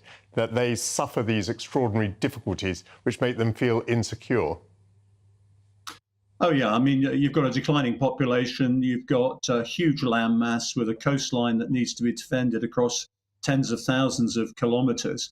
So they feel pretty paranoid. You're absolutely right, Michael. You know, their Northern Fleet base, which is their biggest base up to the north and east of Norway and Sweden and Finland, that is where they deploy most of their ships from. They do have a Baltic base.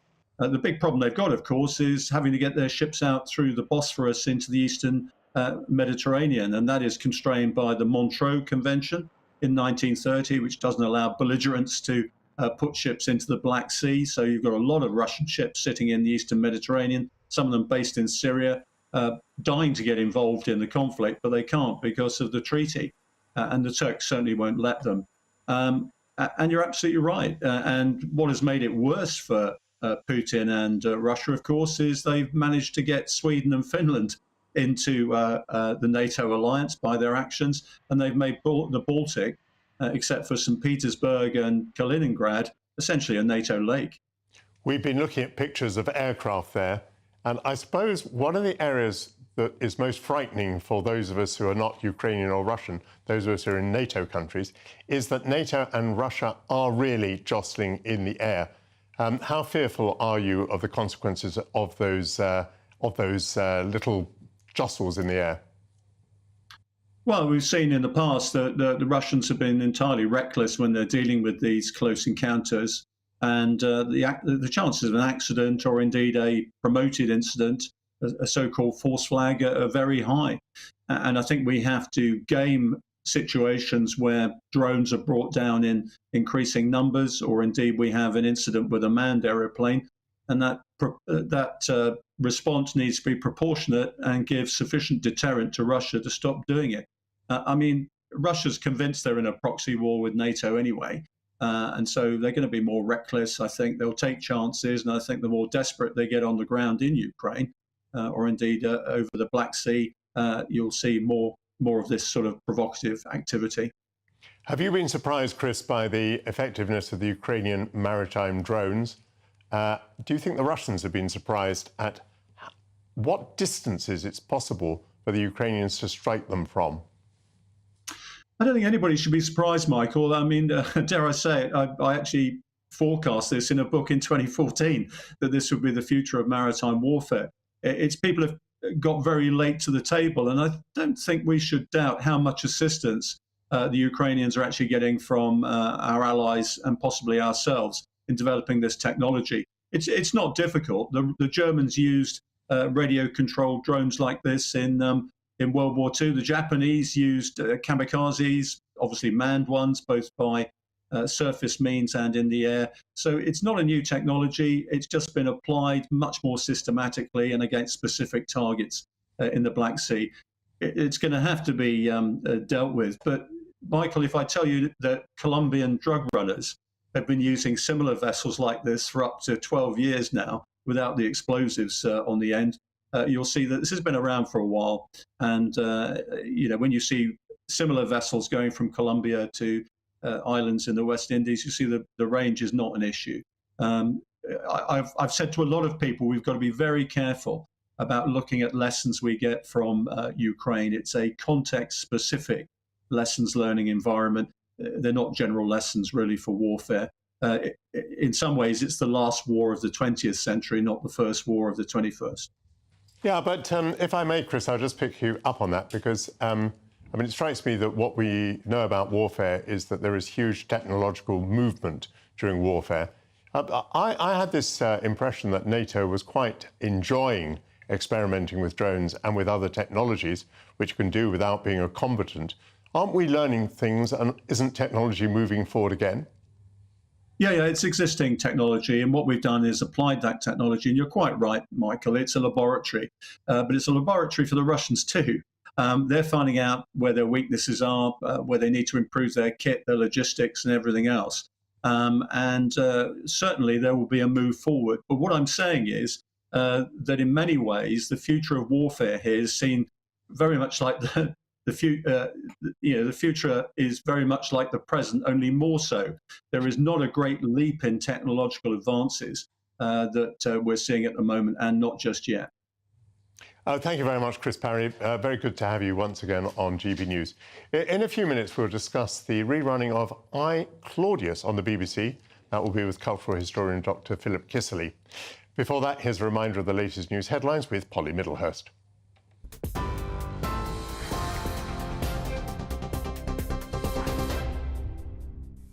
The top stories this hour, some breaking news in fact. 509 migrants crossed the English Channel in 10 small boats yesterday. That brings the total for the year so far to more than 16,500. That's according to Home Office figures.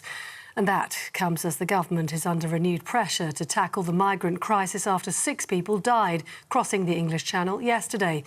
The Home Secretary, Suella Braverman, described the incident as a tragic loss of life and confirmed she chaired a meeting with Border Force officials afterwards. Campaigners also say the incident was an appalling and preventable tragedy, while MPs from all parties are calling for action to stop criminal gangs profiteering from the dangerous crossing.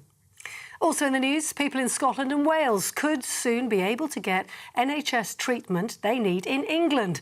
That's to cut long waiting lists. The Health Secretary, Steve Barclay, says he's open to requests and invites both Scottish and Welsh health ministers to discuss how all parts of the UK could tackle waiting times. In Wales, more than 73,000 people have been waiting over a year and a half for treatment, and at least 21,000 people in Scotland have been waiting for about the same period of time for their appointments. And Labour has pledged to recruit more than 6,500 new teachers in a plan to tackle regional recruitment gaps.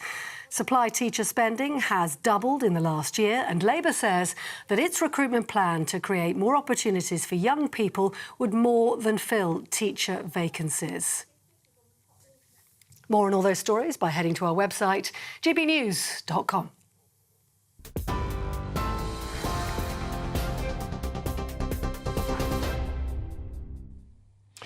Thank you very much, Polly. The BBC will rerun the landmark series I, Claudius later this month. It's based on Robert Graves' prize-winning book. The series was lauded when it was released in 1976. It depicts the viciously disputed successions and blood-spattered politics of early imperial Rome. And it inaugurated a trend for complex and morally ambiguous plot lines that still dominate television series today. To explain its significance further, I am joined by cultural historian at the University of Leeds, Dr. Philip Kisserly. Hello, Philip. Thanks for joining us on GB News.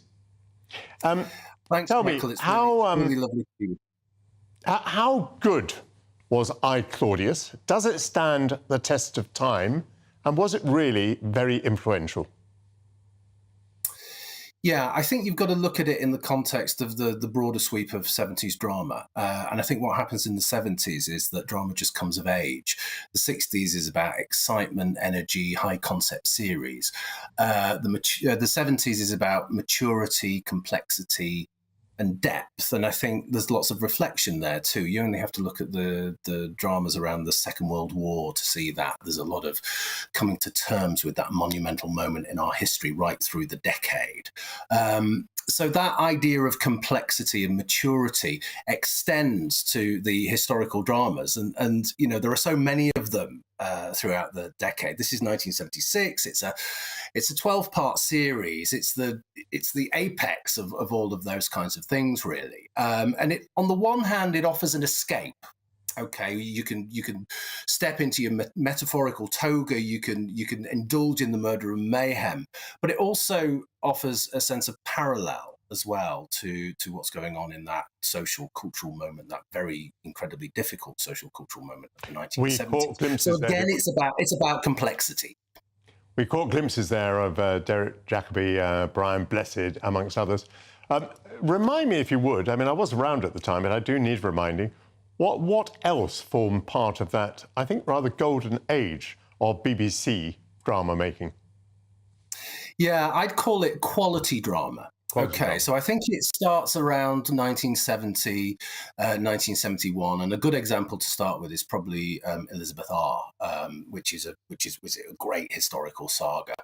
And you come to I, Claudius, but towards the end of the 70s as well, there are series like Edward and Mrs. Simpson, and particularly Tinker Tailor Soldier Spy, which is really about melancholy and looking back and introversion. And I think all of those things are marked, and they represent really the psychological complexity of what 70s drama is all about.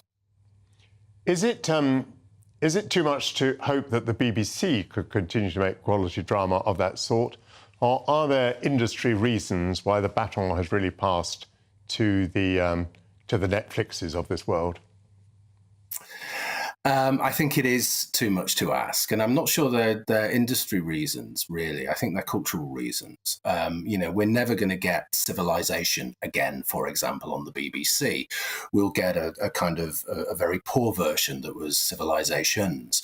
I don't think it's just Netflix, actually. I'm involved with the New Culture Forum, and we've just produced a series called The West, which has got lots of rave reviews and is really doing what the BBC should be doing now. I think it's identity politics more than anything that's stopping the BBC developing not only quality drama, but quality documentary as well. Sorry, could you explain that a little bit more? Because I'm very interested in your answer, but I haven't quite followed it.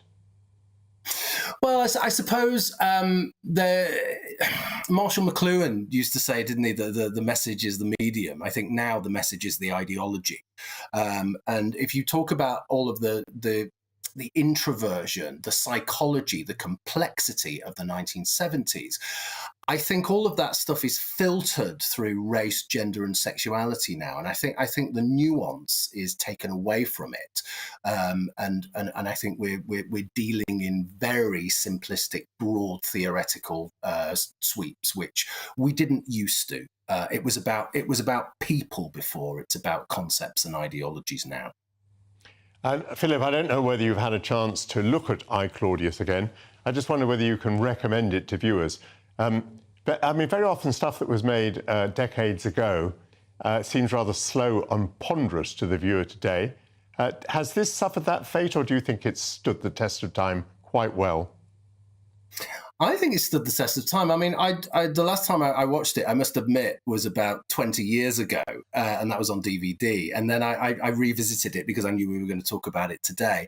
I think it's excellent. One of the great things about it is that it isn't just quick, one scene after another, and a shallow engagement with characters. I think it is slower. And I mentioned Tinker Tailor Soldier Spy just a few minutes ago, and I think that's another classic example of depth and slower storytelling, which enables you to really engage with the characters. And I think that's what we're seeing on channels like HBO and pay-per-view and things like that, much more complex longitudinal narratives, which are actually much more satisfying. Do you think there's any hope that we will see more of the old BBC output? I mean, I must say, I would very much welcome seeing Tinker Tailor Soldier Spy again. Yeah, well, I keep mentioning it because I wrote about it a couple of years ago. But I hope so. We saw Roads to Freedom, Paths to Freedom, I think, from 1970 last year. And I was surprised that they rescreened that. I mean, the real quality of the BBC, and the reason I pay my license fee is really for the archive. And we've only got a tiny bit of it on iPlayer. So I really do hope so. I think if I think this is being screened on BBC4, and I think it might be on Wednesday.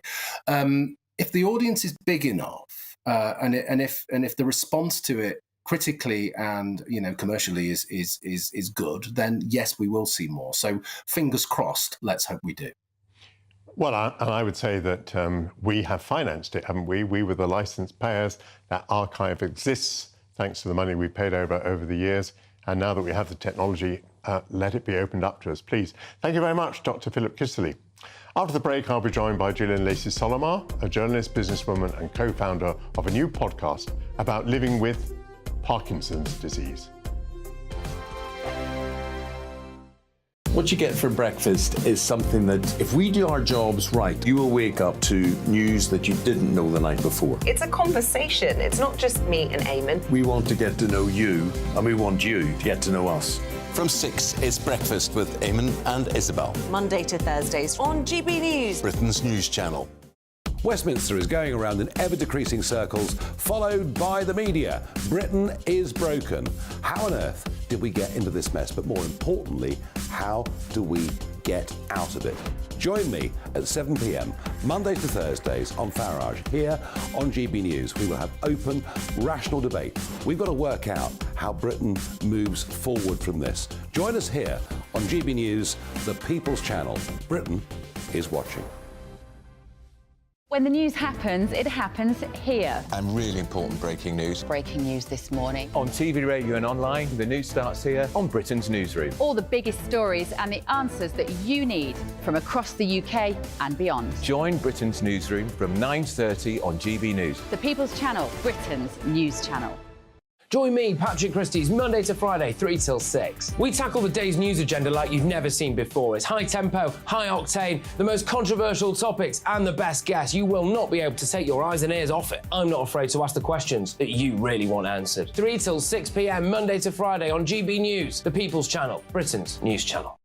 People in Britain, they love free speech, but they also love fair play. I don't care if I'm speaking somebody from a trade union, from the Labour Party, somebody from the SNP. And I think the viewers like to see that actually we can challenge one another, but in a positive way. We think we ask the questions that people want to ask, and often we ask the questions that we wanted to ask in Parliament but never got the chance to ask. So join us every Saturday, 10 a.m. till noon on GB News, Britain's news channel. Hi, I'm Dan Wootton. You can watch me live on GB News Monday to Thursday from 9 p.m. And did you know that you can also watch and listen live on our website, gbnews.com. You'll always be up to date on the latest breaking news, as well as enjoying the best stories, opinions and shows. You can even join the debate under our live player as you're watching. So head straight to gbnews.com on TV, radio and online. GB News, Britain's news channel.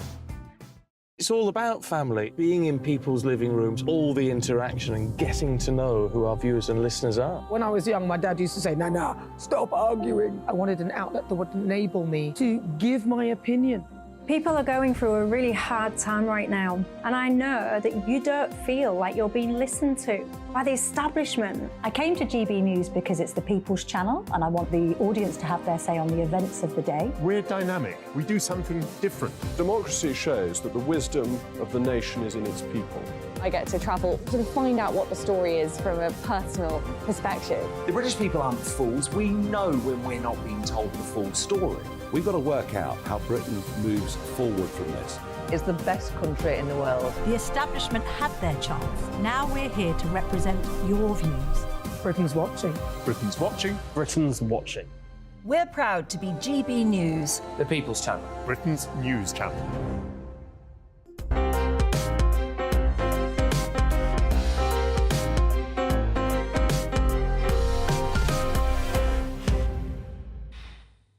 Welcome back. Gillian Lacey-Solomar is a successful businesswoman and journalist, formerly business and economics correspondent at the BBC. At the age of 48, she was diagnosed with young-onset Parkinson's disease and has been living with it for 12 years. The neurodegenerative illness has many side effects, but one that Gillian didn't anticipate was a burst of creativity in which she's written and staged a new musical called Irrepressible at the Edinburgh Fringe Festival. A woman from today travels back in time to become embroiled in the tumultuous love of Admiral Nelson's mistress, Emma Hamilton. The debut performance will take place tomorrow, and here's a sneak preview from the dress rehearsal. Scandal, sex and rock and roll. Here's a chance, don't listen. You'll just be a tiny little footnote of my history. A threesome, what a sordid game. All decent readers should complain. Marry me. Yes, my darling. Yippee. We cannot be divided. Our fates jointly united. I love you. Me and you. You and me. And also me.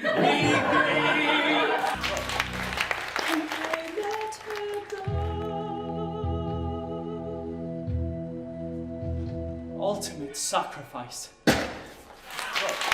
Onwards to the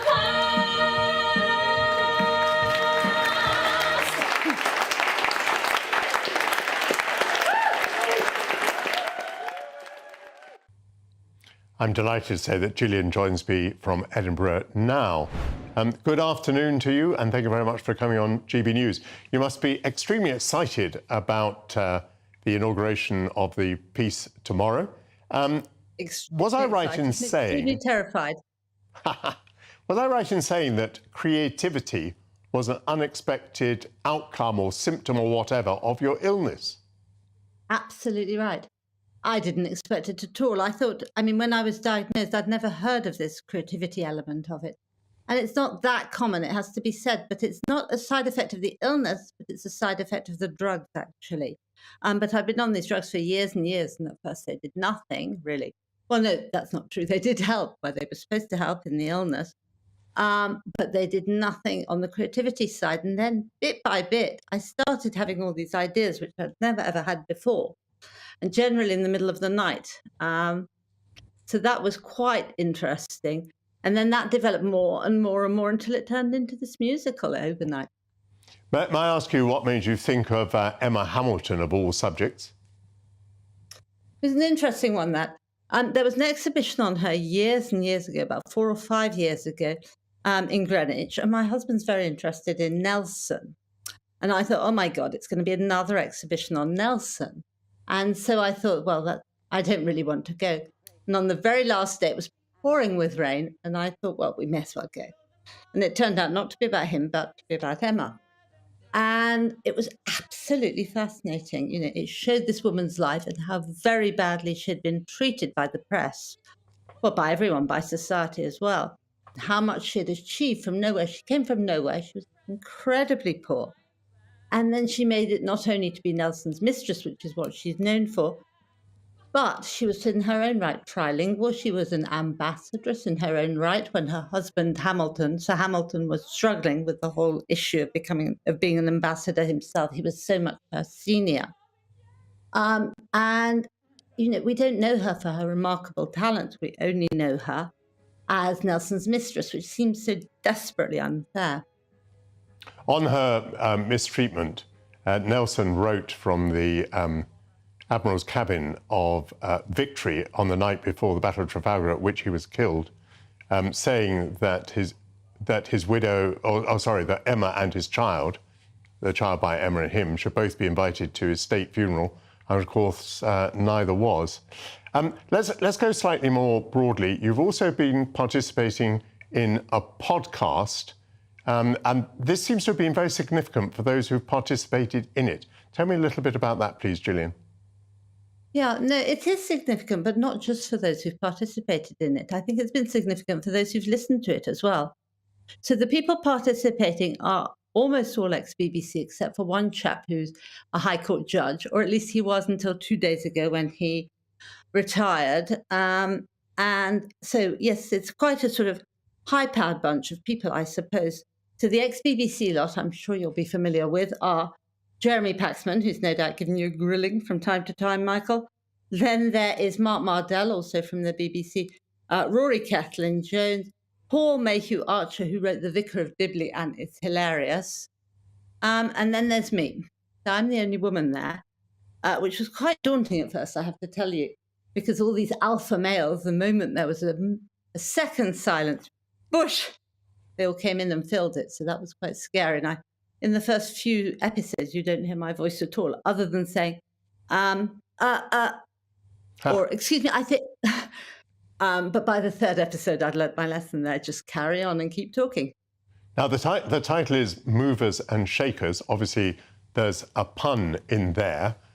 Shaking, obviously, is one of the symptoms that you have to cope with. What is the purpose of the podcast? What is it doing for all of you? You're talking about the illness and the way that you're living with it. Is that correct? Yes. I mean, it's filmed in a pub, and we used to meet in a pub and have a chat, just us. And then we thought, in fact, it was the judge, Sir Nicholas Mostyn, I should say, who thought initially that this could be used more widely, and he was the one who pushed for the podcast. And he was absolutely right to do so, because the effect it's had is just tremendous. What's happened is that the families often who couldn't talk about it at all, about the illness, is quite interesting. Now sit down, they listen to the podcast on a Saturday, and then afterwards they discuss the issues that come out of it. And the letters we've had and the correspondence we've had suggests that really it's had a very big impact on people's lives. You've mentioned a galaxy of stars from the BBC there who are sufferers from Parkinson's disease. This is presumably telling us that the spread of the disease is very wide, that there are many people affected by it. Do you have any idea of that number at your fingertips? I think it's 135,000, is it, in the UK? Something like that, I think. Maybe 150,000, around that number. But the problem is it's increasing. It's very rapidly increasing, and they don't really know why. They don't really understand very much about the disease. And it's rather depressing that really the main medication that I'm on is the same medication that my grandmother was on. You know, I have the genetic version, it turns out, and not much has changed really in 60 years. But I think things are coming, or at least I'm hopeful. And tell me what your hopes are for Irrepressible, which premieres tomorrow. My hopes for Irrepressible are that it will go to the West End. I hope that's not a ridiculous thing to say, but the actors are so talented. The directors are also fantastic. It's staged beautifully, as you can see there. And I think it has all the elements of a success, but then I'm only the writer, so I can't really be too pro. I need to be a little bit objective as well, and I know how terribly difficult it is to get to the West End these days. You know, theatre has suffered so much since COVID, but nonetheless, let me be bold. West End first, Broadway second, and global domination third. Congratulations on your burst of creativity that has led to this. Very best wishes with the piece and with the podcast as well.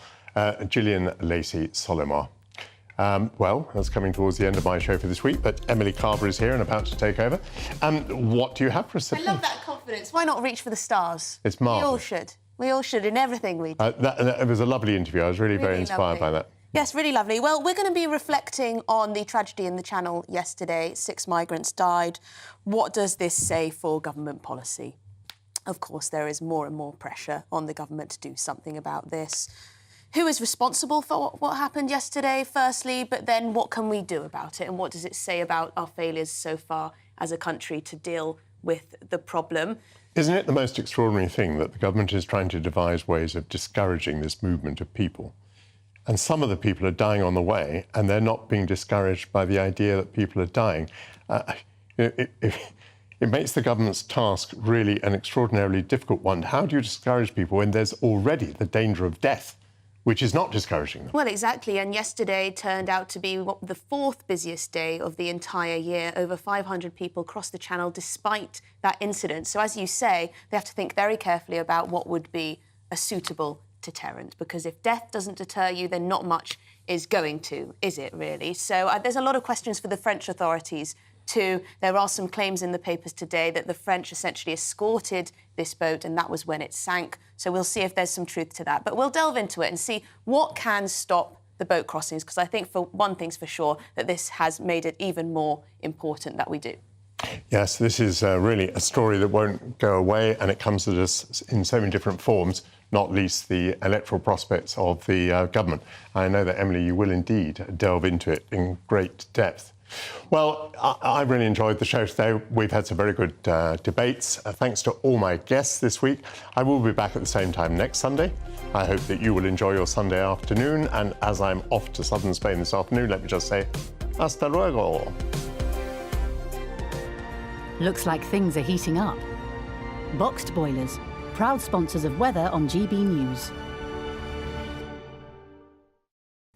Hello there, I'm Greg Dewhurst and welcome to your latest GB News weather forecast. Looking ahead, rain on Monday, particularly across England and Wales as low pressure moves through, but it does gradually turn warmer and drier. And we can see that on the bigger picture, low pressure dominating the weather pattern the next few days, but then high pressure building in as we head towards Wednesday.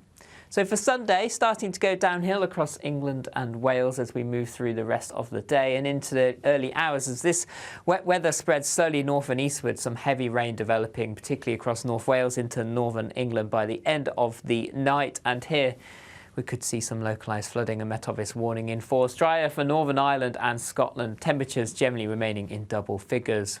So that wet weather first thing across England and Wales, outbreaks of heavy rain pushing north and eastwards. We could see some localised flooding issues, but it does gradually become dry and brighter from the west by the afternoon. Northern Ireland and Scotland, a brighter day here, a mixture of sunny spells and scattered showers.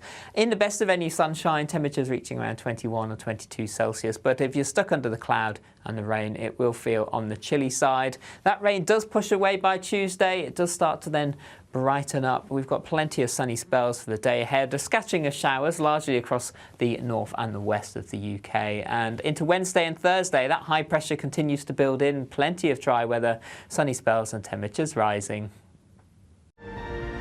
Looks like things are heating up. Boxed Boilers, proud sponsors of weather on The Live Desk with me, Mark Longhurst. And me, Pip Thompson. It's here Monday to Friday on GB News. From midday, we'll bring you the news as it breaks, whenever it's happening and wherever it's happening, from across the UK and around the world. Refreshing, feisty, but with a bit of fun too. If it matters to you, we'll have it covered on TV, radio and online. Join the Live Desk on GB News, the People's Channel, Britain's news channel. Weeknights on GB News.